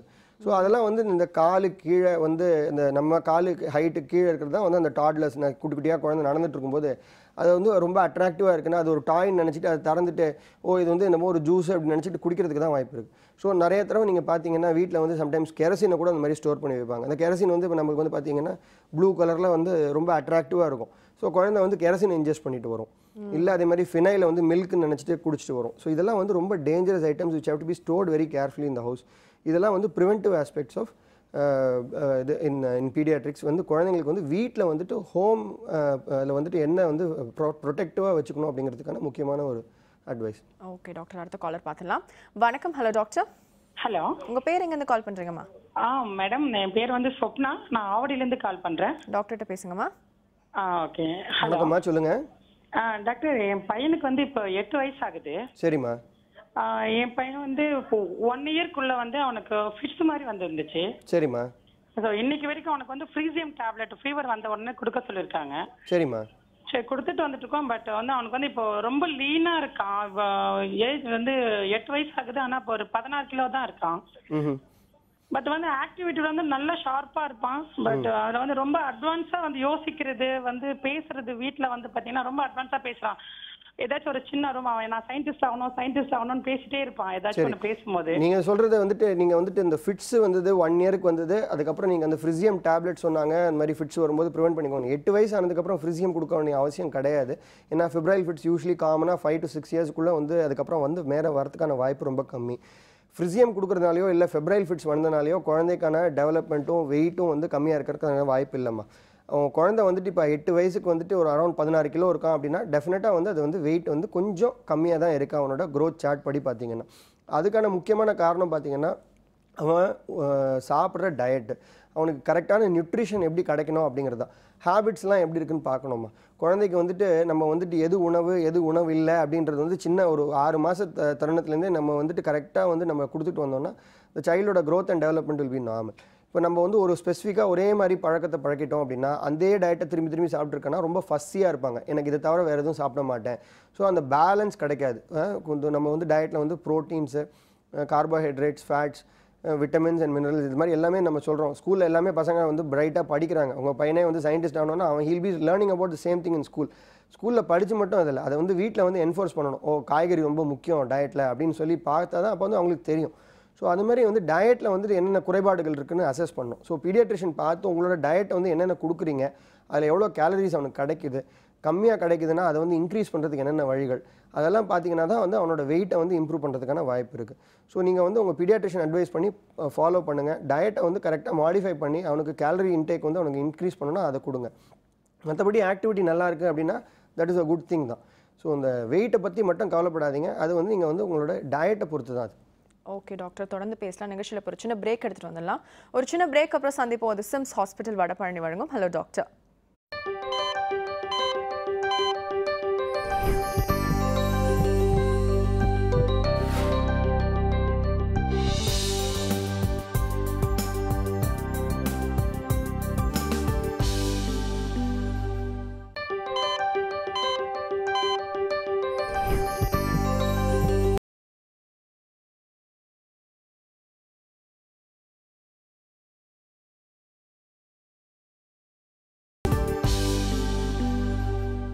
Welcome back to SIMS hospital Vadapalani வழங்கும் ஹலோ டாக்டர். ஸோ டாக்டர், இப்போ பொதுவாக வந்து பரவலாக ஒரு டிசீஸ் இருக்குது அப்படின்னா அது டெங்குவாக தான் இருக்க முடியும். ஸோ அதுக்கான ப்ரிவென்ஷன் மெத்தட்ஸ் என்ன, குழந்தைங்களுக்கு வரும்போது என்ன மாதிரி டேக் கேர் பண்ணிக்கணும், அதை பற்றிலாம் சொல்லுங்கள். டெங்கு இன்னைக்கு பரவலமாக இது என்ன ஆச்சுன்னா, இன்றைக்கி இஃப் யூ நோட்டீஸ் இன்றைக்கி மீடியாலையும் நிறையா வந்துட்டு பேசிகிட்டு இருக்காங்க, டெல்லியில் வந்து ரொம்ப பரவிருக்கு அப்படின்னு சொல்லிட்டு. டெங்கு வந்துட்டு ஒரு லாஸ்ட் ஒரு 15-20 இயர்ஸாக வந்து நாங்கள் பார்த்துட்ருக்கோம். இப்போ வந்துட்டு பரவலாக இந்தியாவுக்கு வந்தது. இது வந்து ஒரு வைரல் டிசீஸ். இது பரவுறது வந்து அது கொசு வழியாக பரவுது. So preventive aspects of dengue என்னென்னா, ஆப்வியஸ்லி நம்ம கொசு கடியில் நம்ம தப்பிச்சாகணும். கொசு ஆனால் எங்கே வளருது ஆப்வியஸ்லின்னு பார்த்தீங்கன்னா, டெங்கு மொஸ்கிட்டோ வந்துட்டு it is very unique that it only breeds in fresh water. So Delhi இந்த மாதிரி மாநிலங்களில் பார்த்தோம்னா அவங்க வந்து நிறையா இந்த ஏர் கூலர்ஸ் யூஸ் பண்ணுவாங்க. ஸோ அதில் வந்து வாட்டர் போர் பண்ணி வைக்கிறதுனால அந்த ஃப்ரெஷ் வாட்டரில் வந்துட்டு அந்த டெங்குக்கான கொசு வந்துட்டு ப்ரீட் ஆகிறதுக்கு வாய்ப்பு இருக்குது. அதே மாதிரி ஸ்டோரேஜ் வாட்டர் நிறையா வந்துட்டு ஷார்ட்டேஜ் ஆகும்போது நம்மளே வந்துட்டு நிறையா தண்ணி பிடிச்சி வீட்டில் வைப்போம். அதை ஸ்டோர் பண்ணி வைக்கும்போது கவர் பண்ணி வைக்கலன்னா அந்த வாட்டரில் கூட வந்து அதே மாதிரி ஓவர் ஹெட் டேங்க்ஸு இதெல்லாம் வந்து கவர் பண்ணி வைக்கலைன்னா அந்த mosquito can breed in that. So அந்த ப்ரிவென்டிவ் ஆஸ்பெக்ட்ஸ் ஆஃப் இது வந்து the government is taking care of that. ரெண்டாவது வந்து நம்ம வந்துட்டு எப்படி குழந்தைங்களை ப்ரிவென்ட் பண்ணுறது அப்படின்னா, it's a day biting mosquito. பெரும்பாலும் வந்து அது வந்து நைட் வந்து தூங்கினதுக்கப்புறமோ இல்லை பகல் டைமில் வென் பீப்புள் ஆர் அவேக் வந்து அந்த கொசு கடிக்குது. ஸோ அதனால் ஸ்கூலுக்கு போகும்போது வந்து பார்த்திங்கன்னா பரவலாக இருக்கும்போது இப்போ டெல்லி கவர்மெண்ட் கூட நோட்டிஃபிகேஷன் இஷ்யூ பண்ணியிருக்காங்க, எல்லாருக்கும் வந்து ஃபுல் ஸ்லீவ்ஸ் போட்டுட்டு வரணும், so that you can prevent the mosquito from biting அப்படின்ட்டு. அதே மாதிரி ஸ்கின் மேலே வந்து அந்த சில mosquito repellent kind of creams எல்லாம் வந்து அப்ளை பண்ணணும். ஆப்வியஸ்லி அந்த கொசு கடிக்கிறதுக்கான வாய்ப்பை நம்ம குறைக்க முடியும். So these are personal things that you can do. ரெண்டாவது வீட்டில் வந்து அந்த விண்டோஸ் அண்ட் டோர்ஸ் வந்து அட்லீஸ்ட் வந்து அந்த ஈவினிங் அந்த mosquitoes can come inside, அந்த டைமில் வந்து க்ளோஸ் பண்ணி வச்சுக்கிட்டு அந்த மாதிரி ரிப்பல்லண்ட் யூஸ் பண்ணுறதுனாலையும் வந்துட்டு வி கேன் ப்ரிவென்ட். ரெண்டாவது டிசீஸ் வரும்போது இப்போ ஓகே இப்போ வந்து நமக்கு டெங்கு காய்ச்சல் வந்துருச்சு, இப்போ என்ன பண்ண போகிறோம் அப்படின்னு பயப்படுறதுக்கு நிறைய பேருக்கு வாய்ப்பு உண்டு. ஏன்னா டெங்கு ஒன்று பார்த்தீங்கன்னா ஒன்றே காம்ப்ளிகேஷன்ஸ் இது அப்படின்னு தான் நினைக்கிறாங்க. பெரும்பாலான டெங்கு காய்ச்சல் அதாவது 98% எடுத்துக்கிட்டோம்னா அது வந்து ஒரு செல்ஃப் லிமிட்டிங்காக ஒரு ஹை ஃபீவர் வந்துட்டு with body pain, muscle pain, இந்த மாதிரி ஏக்ஸ் அண்ட் பெயின்ஸ் வந்துட்டு ஹெட் ஏக் இந்த மாதிரி வந்துட்டு செல்ஃப் லிமிட்டிங்காக அதுவே ஃபீவர் வந்து கண்ட்ரோல் ஆகி போயிடுது. பட் ஒரு 2% ஆஃப் பீப்புளில் வந்துட்டு எஸ்பெஷலி இந்த எக்ஸ்ட்ரீம்ஸ் ஆஃப் ஏஜ் ரொம்ப சின்ன குழந்தைங்களாக இருக்கட்டும் இல்லை வயதானவங்களாக இருக்கட்டும் காம்ப்ளிகேஷன்ஸ் வரதுக்கான வாய்ப்பு. என்னென்ன மாதிரி காம்ப்ளிகேஷன்ஸ்னால் 2 மாதிரி காம்ப்ளிகேஷன்ஸ். ஒன்றா வந்து டெங்கு ஷாக் சிண்ட்ரோம் அப்படின்னு சொல்கிறோம். அதாவது உடம்புல வந்து இந்த பாடியில் வந்து நம்ம சர்க்குலேட்டிங் பிளட்டோட ப்ரெஷர் வந்து ரொம்ப குறைஞ்சி போயிடும். அது வந்து ஷாக் அப்படின்னு குறிப்பிடுறது வந்து எதனாலனா நம்ம உடம்புல இருக்கிற ரத்த குழாய் எல்லாமே லீக்கி ஆகிடும். அதாவது அதுலேருந்து வந்து ஃப்ளூயிட் வந்து லாஸ் ஆகி அது வந்து அந்த ஃப்ளூயிட் வந்து உடம்புல மற்ற இது ஆர்கன்ஸ்குள்ளே அக்யூமுலேட் ஆகிறதுனால வந்துட்டு உடம்புல வந்துட்டு அந்த ரத்த அழுத்தம் குறைஞ்சிருது. ஸோ இது வந்து டெங்கு ஷாக் சிண்ட்ரோம் சொல்கிறோம். முக்கியமாக ரெண்டாவது இன்னொரு இது என்னென்னா இந்த பிளேட்லெட் அணுக்கள் வந்து ரொம்ப குறையுது. பிளேட்லெட் வந்து நமக்கு வந்து ரத்தம் உறையறதுக்கு வந்து காரணமான ஒரு ரத்த அணுக்கள். அது குறையும் போது வந்து இந்த சைல்டுக்கு வந்துட்டு இல்லை இந்த பேஷண்ட்டுக்கு வந்துட்டு சடனாக வந்து ப்ளீட்ஸ், அதாவது ஸ்பான்டேனியஸாக வந்துட்டு ப்ளீடிங் ஆரம்பிக்கலாம். அது வந்துட்டு மூக்கிலேருந்து இருக்கலாம், இல்லை வயிற்றுக்குள்ளே வந்துட்டு நம்ம ஸ்டமக்கில் வந்து ப்ளீட் ஆகலாம். ஸோ ஸ்பான்டேனியஸ் ப்ளீட்ஸ் ஆகிறதுனால டெங்கு ஹெமராஜிக் சிண்ட்ரோம் ஒரு டெங்கு ஹெமராஜிக் ஃபீவர்னு சொல்கிறோம். இது ரொம்ப டேஞ்சரஸ். பிரெயின்குள்ளே கூட ப்ளீட் ஆகி திடீர்னு வந்து எமர்ஜென்சியாக ப்ரெசென்ட் ஆகலாம். ஸோ இந்த மாதிரி காம்ப்ளிகேஷன்ஸ் வந்து வருது தான் வந்து அதை வந்து ப்ரிவென்டிவ் ஆஸ்பெக்ட்ஸ்னு நம்மளால் ஒன்றும் இது பண்ண முடியாது. பட் எந்த பேஷண்ட் வந்து அதுக்கு வந்து ப்ரோனாக இருக்காங்க அப்படின்றத வந்து நம்ம வந்து டாக்டர்ஸ்க்கு வந்து அவங்க பரிந்துரை அனுப்பாங்க. இந்த பேஷண்ட் வந்து இப்போ வந்துட்டு இந்த பேஷண்ட்டுக்கு வந்து இந்த மாதிரி பிளட் டெஸ்ட் இருக்குது, அந்த பிளட் டெஸ்ட்டில் பார்த்து இந்த ரத்த அணுக்கள் ரொம்ப கம்மியாக இருக்குன்னா அப்போ ஹாஸ்பிட்டலைசேஷன் தேவையா இல்லையான்றது அவங்க வந்து கரெக்டாக வந்து சொல்லுவாங்க. அந்த அட்வைஸை நம்ம ஃபாலோ பண்ணணும். ரெண்டாவது நல்ல ஃப்ளூயிட்ஸ் அண்ட் ஹைட்ரேஷன். அதாவது குழந்தைக்கோ இந்த பேஷண்ட்டுக்கோ நிறையா வந்து தண்ணி மற்றும் நீராகாரம்லாம் கொடுக்கும்போது உடம்புக்கு நல்லா வந்துட்டு அந்த சக்தி எதிர்ப்பு சக்தி எல்லாமே இருக்கும். ஸோ அதை வந்து குட் நியூட்ரிஷன் மெயின்டைன் பண்ணிகிட்டே இருந்தோம்னா, குட் ஃப்ளூயிட் இன்டேக் மெயின்டைன் பண்ணோம்னா பிளட் ப்ரெஷர் மெயின்டைன் ஆகும், எல்லாமே நல்லா மெயின்டைன் பண்ணலாம். அதே மாதிரி வேறு எதுவும் ஸ்பெசிஃபிக்காக வந்து மெடிசன் டு டார்கெட் டெங்குன்றது கிடையாது. ஒன்லி ஃபீவரை குறைக்கிறதுக்கு பேராசிட்டமாலும் இந்த ஃப்ளூயிட் அண்ட் ஹைட்ரேஷன் மட்டும் பண்ணாலே போகிறோம். நார்மல் டெங்கு ஃபீவர் குறைஞ்சி போயிடும். பட் இந்த காம்ப்ளிகேஷன்ஸ் வந்து வர பேஷண்ட்ஸ் வந்து ப்ரோனாக இருக்காங்கன்னா அவங்க இன்பேஷண்ட்டாக இருந்து அட்மிட் ஆகி ட்ரீட்மெண்ட் பண்ணுறது தான் வந்து முக்கியமான ஒரு ஆஸ்பெக்ட் இதில். ஓகே டாக்டர், அடுத்த காலர் பார்த்துலாம். வணக்கம். Hello doctor. ஹலோ வணக்கம் மேடம். உங்கள் பேர் எங்கேருந்து கால் பண்ணுறீங்கம்மா? உங்கள் பேருமா? முத்துலட்சுமி. சொல்லுங்கம்மா. டாக்டர்கிட்ட பேசுங்கம்மா. Hello doctor. வணக்கம்மா, சொல்லுங்கள். என்னோட பொண்ணுக்கு 5 வயசு ஆகுது டாக்டர். சரிம்மா. மோஷன் வந்து போகவே மாட்டேங்குது. 1 வீக் ஒரு டைம் தான் போகுது. சரிம்மா. இது எவ்வளோ நாளாக இந்த மாதிரி இருக்குமா? 1 இயர் 1.5 இயர் அப்படிதான் இருக்கு. ட்ரீட்மெண்ட் பண்ணிட்டு தான் இருக்கோம், ஆனாலும் அதுக்கு அப்படிதான் இருக்கு. ஸோ வந்து குழந்தை வந்து ஃபஸ்ட்டு 3 வயசு வரைக்கும் நல்லா தான் இருந்தா, இப்போ லாஸ்ட் 1.5 வயசாக வந்துட்டு வந்து பார்த்தீங்கன்னா மோஷன் வந்து ஒரு வாரத்துக்கு ஒரு வாட்டி தான் போகிறா அப்படிங்கிறீங்க. ரெண்டாவது முக்கியமான கேள்வி, குழந்தை உட்காந்துக்கிட்டே மோஷன் போகிறாளா இல்லை நின்றுக்கிட்டே வந்து முக்கிக்கிட்டே இருக்கிற மாதிரி வந்து ஒரு இது பண்ணுறாளாமா? உட்காந்து தான் சார் பண்றேன், ஆனா ரொம்ப அழுகுறா சார். அந்த 1 வீக் ஒரு டைம் தான் போறதுனால ரொம்ப சிரமப்பட்டேன். ஸோ இப்போ நீங்களே வந்து அதுக்கு விடை கொடுத்துட்டீங்கம்மா. இப்போ வந்து குழந்தை வந்து உட்காந்து போகும்போது ஒரு வாரத்துக்கு ஒரு தடவை போட்டிங்கன்னா அந்த மோஷனில் வந்து இருக்கிற நீர் அந்த மாதிரி சாஃப்டாக இருக்கிற தன்மையை போயிட்டு ரொம்ப ஹார்டாகிடும். ஸோ அந்த மாதிரி வெளியில் வரும்போது ஹார்டாக இருக்கும்போது குழந்தைக்கு வலிக்கும், டெஃபினட்டாக அழுவா, ரொம்ப வந்து சிரமப்பட்டு தான் இதாக வேண்டியிருக்கும். இதுக்கான ட்ரீட்மெண்ட் ரொம்ப ஸ்ட்ரெயிட் ஃபார்வர்ட் ட்ரீட்மெண்ட்மா. வந்து குழந்தைக்கு வந்து இந்த மோஷன் ட்ரைனிங் ஹேபிட் சரியாக வந்து இல்லை. குழந்தைய வந்து நீங்கள் வந்துட்டு ஒரு லாஸ்ட் ஒரு 3 வயசுலேருந்து உட்கார வச்சு பழக்கும்போது டெய்லி மிஸ் ஆகாமல் போகிற ஹேபிட்டை கொண்டு வரணும். அதுக்கு வந்துட்டு என்னென்னா மோஷன் வந்து சாஃப்டாக இருந்ததுனா தான் வந்து குழந்தை ஈஸியாக போகும்போது அந்த போகிறத வந்து ஓகே நம்ம வந்து மோஷன் போனால் நமக்கு வந்து ஒன்றும் கெடுதல் கிடையாதுன்னு நினச்சிக்கும். இப்போ வந்து ரொம்ப சின்ன வயசுலேருந்தே வந்து பரவாயில்ல, 1 நாள் பரவாயில்ல, 2 நாள் பரவாயில்ல, 3 நாள் பரவாயில்லன்னு விட்டுட்டோன்னா அந்த மோஷன் ஹார்டாக குழந்தை வந்து மோஷன் போகிற ஒரு பழக்கத்தையே வந்து வெறுக்க ஆரம்பிச்சிடும். ஐயோ நம்ம மோஷன் போக வேண்டாம் அப்படின்னு ஒரு அடக்கிற பழக்கம் வரும். அந்த அடக்கிறதுனால 2வது நாள் திரும்பி இன்னும் கொஞ்சம் ஹார்டாக இருக்கும். ஐயோ நம்ம திரும்பி கண்ட்ரோல் பண்ணணும்னு சொல்லிட்டு இன்னும் கொஞ்சம் அந்த பழக்கம் மாறிக்கிட்டே போகும். 2வது டயட்டுமா. சாப்பிட்ற டயட்டில் நார் சத்து நல்லா கிடைக்கணும். காய்கறி, அதே மாதிரி நம்ம பார்த்தோன்னா வந்து ஃப்ரூட்ஸு, அதே மாதிரி தண்ணி, இது 3 தான் வந்து மோஷனை சாஃப்ட் ஆக்கிறதுக்கு நமக்கு தேவைம்மா.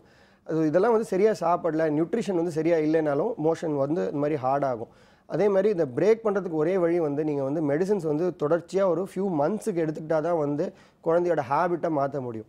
ஸோ குழந்தை வந்து வயிற்றுக்குள்ளே ஏற்கனவே லோடடாக ஒரு வாரமாக லோட் பண்ணியிருக்கிற ஸ்டூல்ஸை வந்து கம்ப்ளீட்டாக வெளியே போக்குனதுக்கு அப்புறம் தான் வந்து நீங்கள் அந்த மருந்தெல்லாம் கொடுத்தீங்கன்னா அது வேலை செய்யும். ஸோ நீங்கள் வந்து ஒரு ப்ராப்பராக வந்து ஒரு பீடியாட்ரிஷியனையோ இல்லை ஒரு பீடியாட்ரிக் சர்ஜனையோ அறிஞ்சிங்கன்னா அவங்க வந்து இதுக்கான ட்ரீட்மெண்ட்டை கரெக்டாக சொல்லுவாங்க. அதை கண்டினியூஸாக பண்ண வேண்டியிருக்கும். ஒரு 3லேருந்து 6 மாதம் வந்து நீங்கள் வந்து ட்ரீட்மெண்ட் கொடுத்தீங்கன்னா இதை வந்து ரெக்டிஃபை பண்ண முடியும். ஓகே டாக்டர், அடுத்த காலர் பார்த்துலாம். வணக்கம். Hello doctor. Hello, good morning doctor. Good மார்னிங்மா, சொல்லுங்க. நாங்கள் தேனியிலிருந்து இளமதின்னு பேசுகிறேன் சார். சொல்லுங்கம்மா. என்னோட 6.5 வயசு ஆகுது, ஃபர்ஸ்ட் ஸ்டாண்டர்ட் படிக்கிறா. சரிம்மா. சரியா சாப்பிட்றதே இல்லை டாக்டர். எந்த மாதிரி உணவு கொடுத்தாலும் விரும்பி சாப்பிட்றது இல்லை. ரொம்ப அழுகுறா சார். ஒரு 2 இட்லிக்கு மேலே கொடுத்தா வாமிட் பண்ணிடுறா டாக்டர்.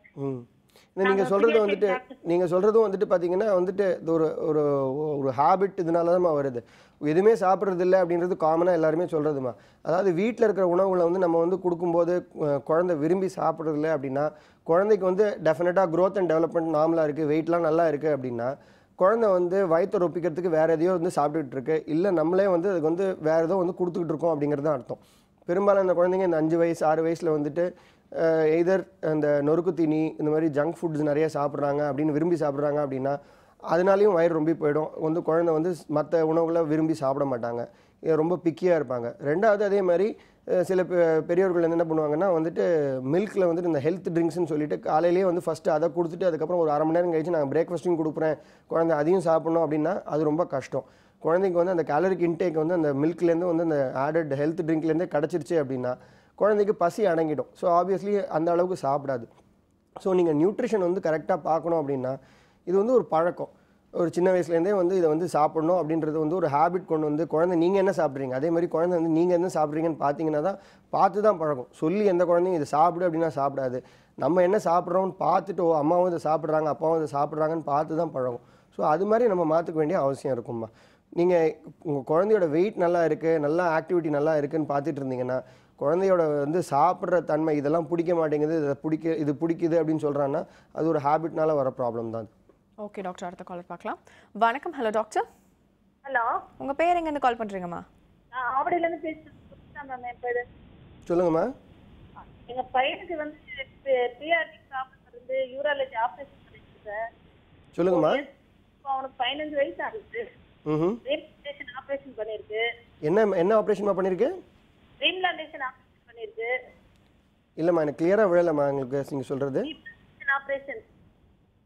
சரிம்மா, சொல்லுங்கம்மா. ரீப்ளான்டேஷன் ஆப்ரேஷன் பண்ணிருக்கு. ரீப்ளான்டேஷன். ஓகேம்மா, யூரிட்ரிக் ரீப்ளான்டேஷன் பண்ணியிருக்காங்க. எந்த வயசில் பண்ணாங்க? 4.5 வயசுல. 4.5 வயசில் பண்ணாங்க. ஓகே. யூரின் வந்து அவனுக்கு நார்மலா எல்லாருக்கும் கீழே இருக்குதுன்னா அவனுக்கு ரிவர்ஸ் போயிட்டு வந்து ஒரு கிட்னியே அப்போ வந்து புரியுதுமா, எனக்கு தெரியும். அந்த ரீஃப்ளக்ஸ்னு சொல்கிற ஒரு வியாதி அது. அந்த ரீஃப்ளக்ஸ்க்காக அவங்க ரீப்ளான்டேஷன் பண்ணியிருக்காங்க. இப்போ 15 வயசு ஆயிடுச்சுங்கிறீங்க, 4 வயசில் பண்ணியிருக்காங்க. இப்போ எப்படி இருக்காங்க குழந்தை? ஒரு கிட்னி தான் வேலை செய்து, ஒரு கிட்னி ஆப்ரேஷன் பண்ணி அது சுருங்குனதாவே இருக்கு. ஆமாம்மா, நீங்கள் வந்துட்டு அந்த குழந்தைக்கு வந்து அந்த கிட்னி வந்து ரீப்ளான்டேஷன் பண்ணுறதுக்கு முன்னாடி எவ்வளோ ஃபங்க்ஷன் இருந்ததுன்றதை கவனிக்கணுமா. அதாவது குழந்தைக்கு வந்துட்டு அந்த கிட்னியோட ஃபங்க்ஷன் ஏற்கனவே பாதித்து ஏற்கனவே ரொம்ப கம்மியாக இருந்ததுன்னா அந்த கிட்னியோட ஃபங்க்ஷன் நம்மளுக்கு இம்ப்ரூவ் ஆக போகிறது இல்லை. ஏற்கனவே நார்மலாக இருக்கிற கிட்னி எவ்வளோ வேலை செஞ்சுட்ருக்கோ அதுதான் வந்து வேலையை செஞ்சுக்கிட்டு இருக்கோம். ரீப்ளான்டேஷன் பண்ணுறதுங்கிறது இருக்கிற ஃபங்க்ஷனை மட்டும்தான் ப்ரிசர்வ் பண்ணுறதுக்கு, ஃபர்தர் இன்ஃபெக்ஷன்ஸ் வராமல் தடுக்கிறதுக்கு, அதுக்கு தான் நம்ம பண்ணுவோம். ஸோ உங்கள் யூராலஜிஸ்ட் யார் பார்த்து பண்ணியிருக்காரோ அவர் சரியாக தான் உங்களுக்கு பண்ணியிருக்காரு. அது பரிந்துரையும் கரெக்டாக தான் அழிச்சிருப்பாங்க. அந்த கிட்னியோட ஃபங்க்ஷன் எவ்வளோ இருந்ததோ அவ்வளோதான் வந்து ப்ரிசர்வ் பண்ண முடியும். ஏற்கனவே நான் பண்ண டேமேஜை நம்மளால் கரெக்ட் பண்ண முடியாதுமா. ஓகே டாக்டர், அடுத்த காலர் பார்த்துலாம். வணக்கம். Hello doctor. ஹலோ, வணக்கம் மேம். உங்கள் பேர் எங்கேருந்து கால் பண்ணுறீங்கம்மா? நாங்கள் துறையூர்ல திருச்சி மாவட்டத்திலேருந்து பேசுகிறோங்க மேம். டாக்டர்கிட்ட பேசுங்கம்மா. Okay ma'am. சொல்லுங்கம்மா. வணக்கம். வணக்கம் டாக்டர். ஹலோ, சொல்லுங்கள், கேட்குதுமா? நாங்கள் துறையூர்லேருந்து பேசுகிறேன் சார். தம்பிக்கு வந்து 17 வயசு முடியுது. ஓகேம்மா. அவர் வந்து வாய் கொஞ்சம், எங்க ஃபேமிலியில யாருக்குமே இல்லைங்க சார். அவர் வந்து வாய் கொஞ்சம் திக்கி திக்கி பேசுறாரு, ரொம்ப ஃபீல் பண்றான். ஆனா அதுக்கு ஏதாச்சும் ட்ரீட்மெண்ட் எடுக்க முடியுமா சார்? கண்டிப்பாக பண்ணலாமா. அது வந்துட்டு நீங்கள் வந்துட்டு 17 வயசு ரொம்ப சின்ன வயசுலேருந்தே திக்கிக்கிட்டு இருக்கான் அப்படின்னா மோஸ்ட்லி வந்துட்டு நீங்கள் திக்குவாய் வர்றது வந்துட்டு கொஞ்சம் சைக்கலாஜிக்கல் எஃபெக்ட் தான் வந்து மோஸ்ட்லி இருக்கும். ரெண்டாவது வந்து ஸ்பீச் ட்ரைனிங் அண்ட் தெரப்பி பண்ணோம் அப்படின்னா சின்ன வயசுலேருந்தே பண்ணிக்கலாம். 17 வயசு ஆச்சு அப்படின்னா கொஞ்சம் கரெக்ஷன் கொஞ்சம் டைம் ஆகுமே தவிர, பட் ஆனால் அதை வந்துட்டு ஒரு ஸ்பீச் தெரபிஸ்ட்னு இருக்காங்க, அவங்களாம் கரெக்டாக பார்த்து அதெல்லாம் வந்துட்டு பரிந்துரை எடுத்து நம்ம ஃபாலோ பண்ணோம்னா டெஃபினட்டாக வந்து we can correct as much as possible இந்த வயசில் கூட பண்ண முடியும். பட் எங்களோட அட்வைஸ் என்னென்னா, சின்ன வயசுலேருந்தே குழந்தை நீங்கள் திக்கிறான் அப்படின்னு நீங்கள் நோட்டீஸ் பண்ணிங்கன்னா அந்த இதுலேருந்தே வந்து இன்டர்வென்ஷன்ஸ் ஆரம்பிச்சிடணும்மா. அது பண்ணிங்கன்னா டெஃபினட்டாக வந்து பிற்காலத்தில் வந்துட்டு he will not be feeling இந்த மாதிரி வந்துட்டு அவன் வந்துட்டு இப்போ வந்துட்டு குறைவாக ஃபீல் பண்ணுறான் அப்படின்றது வந்துட்டு வரவே கூடாது. அது வந்தது அதுக்கப்புறம் தான் வந்து அந்த சைக்கலாஜிக்கல் எஃபெக்டே வந்து இன்னும் கொஞ்சம் வந்து ஜாஸ்தி பண்ணிவிடும். ஸோ நீங்கள் திக்கிறத வந்துட்டு தடுக்கணும் அப்படின்னா பிற்காலத்தில் ரொம்ப சின்ன வயசில் ஆரம்பிக்கணும். பட் இப்போ கூட லேட் கிடையாது. நீங்கள் ஸ்பீச் தெரபிஸ்ட்டை அணுகி அவனுக்கு நல்லா ட்ரைனிங்லாம் ஆரம்பிச்சிங்கனாவே போகிறோம். he will be able to do better. Okay doctor, அடுத்த காலர் பார்க்கலாம். வணக்கம். Hello doctor. வணக்கம். உங்க பேர் எங்க இருந்து கால் பண்றீங்க? நான் திருவல்லிக்கேணியில இருந்து கால் பண்றேன். உங்க பேருமா? ராதா. டாக்டர்கிட்ட பேசுங்கம்மா. ஓகே, வணக்கம் டாக்டர். வணக்கம்மா, சொல்லுங்க. உங்க நிகழ்ச்சி ரொம்ப யூஸ்ஃபுல்லா இருக்கு எல்லாருக்கும்.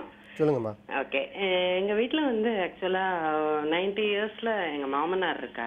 சரிம்மா. அவருக்கு வந்து டிபி அட்டாக் ஆயிருக்கு. 1.5 வயசுல எனக்கு பேத்தி இருக்கா. இப்ப கூடவே இருக்கிறதுனால ஏதானும் ப்ரிகாஷனரி எடுத்துக்கணுமா, குழந்தைக்கு ஏதானும் அஃபெக்ட் ஆகுமா, அதை பத்தி? இப்போ வீட்டில் அடல்ட்ஸ்க்கு யாருக்காவது டிபி இருக்குது அப்படின்னா முக்கியமான இது என்னென்னா ஒரு ஓப்பன் டிபி, அதாவது அவருக்கு வந்துட்டு நுரையீரலில் இருக்கிற டிபி, அதில் வந்துட்டு இந்த ஸ்பியூட்டமில் வந்துட்டு பாசிட்டிவ் இருக்குது அப்படின்னா கண்டிப்பாக வந்துட்டு அவரை வந்து கொஞ்சம் வந்துட்டு ஐசோலேஷன் தேவை அப்படிங்கிறது ரொம்ப முக்கியம். Especially when young children are around அவங்கள வந்துட்டு நம்ம வந்துட்டு அவங்களோட வந்துட்டு மிக்ஸ் பண்ணும்போது இது ஆகும்போது எஸ்பெஷலி இந்த ஸ்பியூட்டம் இந்த காஃபில் வந்துட்டு இந்த ட்ராப்லெட் இன்ஃபெக்ஷன் நம்ம சொல்லுவோம், அதுலேருந்து தான் வரதுக்கான வாய்ப்பு உண்டு. ஸோ அதுதான் வந்து நம்ம வந்து அவாய்ட் பண்ணுறது பெட்டர். ரெண்டாவது முக்கியமாக வந்து அந்த அஃபெக்டட் பர்சன் வந்து கண்டிப்பாக ஃபுல் கோர்ஸ் ஆஃப் ட்ரீட்மெண்ட் எடுக்கணும்.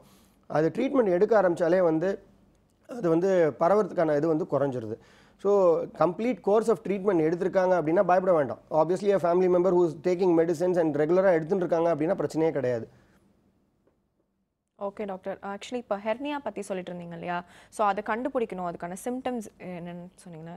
இப்போ சின்ன குழந்தைங்களுக்கு வந்து ஹெர்னியா வருது அப்படின்னு சொன்னீங்க பார்த்தீங்கன்னா காமனாக வந்து பேரண்ட்ஸ் என்ன நோட்டீஸ் பண்ணுவாங்கன்னா they will say that ஒரு ஸ்வெல்லிங், அதாவது ஒரு வீக்கம் மாதிரி தென்படுது அந்த groin, அதாவது இந்த இடுப்புக்கும் தொடைக்கும் நடுவில் இருக்கிற ரீஜனில் தான் வந்துட்டு வந்து குழந்தை அழும்போதோ இல்லை முக்கும் போதோ, சின்ன குழந்தை வந்து திடீர்னு யூரின் ஸ்ட்ரெயின் பண்ணும்போதோ இல்லை மோஷனுக்கு ஸ்ட்ரெயின் பண்ணும்போதோ திடீர்னு ஒரு வீக்கம் பார்த்தேன் டாக்டர், அந்த விரைக்கு மேலே இருந்தது, விரை பைக்கு மேலே இருந்தது அப்படின்றது ஒரு நோட்டீஸ் பண்ணுவாங்க. இதுதான் வந்து காமனாக வந்து பேரண்ட்ஸ் வந்து கொண்டு வர ஒரு சிம்டம் சின்ன வயசில் பார்த்தீங்கன்னா. அதே மாதிரி கொஞ்சம் ஓல்டர் சில்ட்ரன் பார்த்தீங்கன்னா அவங்க வந்து ஒரு ஆக்டிவிட்டி திடீர்னு தொடங்கியிருப்பாங்க, ஒரு சைக்கிள் வாங்கி கொடுத்துருப்பாங்க, ஏதாவது இது பண்ணிப்பாங்க. அப்போ வந்து இந்த straining to do any of that activity போது அந்த அப்டாமினல் ப்ரெஷர் கூடும்போது சம்டைம்ஸ் அந்த கீழே குடல் இறக்கம் வந்து தெரிய ஆரம்பிக்கும். So that is how they will also notice as a swelling. Sometimes ஒரு ட்ராகிங் பெயின் மாதிரி கொஞ்சம் ஓல்டர் சில்ட்ரன் அடலசன்ஸ்லாம் வந்து அடல்ட்ஸில் கம்ப்ளைண்ட் பண்ணுற மாதிரி ஒரு வீக்கம் மாதிரி வருது, ப்ளஸ் ஒரு ட்ராகிங் சென்சேஷன் ஆஃப் பெயின் இருக்குது எனக்கு அந்த ரீஜன்லேருந்து கொண்டு வருவாங்க. ஸோ டாக்டர் வந்துட்டு எக்ஸாமின் பண்ணி பார்க்கும்போதே நமக்கு வந்து அது வந்து இரும்பி பார்க்கும்போது அது வந்து காஃப் இம்பல்ஸ்னு சொல்லுவோம். அந்த இடத்துல ஒரு வீக்கம் மாதிரி தென்பட்டுச்சுன்னா டெஃபினட்டாக அந்த இன்குவைனல் ரிங் வந்து ஓப்பனாக இருக்குது, அந்த குடல் வந்து அதுக்குள்ளேயே இறங்குது அப்படின்னு சொன்னீங்கன்னா அப்போ வந்து இந்த அப்ராப்ரியேட் டைமில் உடனே வந்து பார்த்துட்டு இதை வந்து எலெக்டிவ் ப்ரொசீஜர், அதான் சொன்னால பிளான்டு சர்ஜரியாக பண்ணிடுறது வெரி அப்ராப்ரியேட் ட்ரீட்மெண்ட். இதை வந்து பரவாயில்ல வெயிட் பண்ணலாம், குழந்தை போக போக சரியாகும், இந்த groin hernias வந்துட்டு எஸ்பெஷலி வந்துட்டு சின்ன வயசில் பார்த்தோன்னா ஒன்றும் ப்ராப்ளம் இல்லை, வெயிட் பண்ணலாம் அப்படின்னு சொல்லிட்டு வெயிட் பண்ணோன்னா காம்ப்ளிகேஷன்ஸ் வரதுக்கான வாய்ப்பு உண்டு. ஸோ அந்த காம்ப்ளிகேஷன்ஸை அவாய்ட் பண்ணணும் அப்படின்னா earlier surgery is recommended. Okay doctor, நிகழ்ச்சியில் கலந்தது ரொம்ப நன்றி. ஐ திங்க் வந்து எனக்கு பீடியாட்ரிக் சர்ஜரி பற்றி நிறைய விஷயங்கள் பேசணும். ரொம்ப ரொம்ப நன்றி டாக்டர். தேங்க்யூ. ஸோ இதே மாதிரி அடுத்த ஹலோ டாக்டர் நிகழ்ச்சியில் சந்திக்கலாம். அதுவரை நன்றி, வணக்கம்.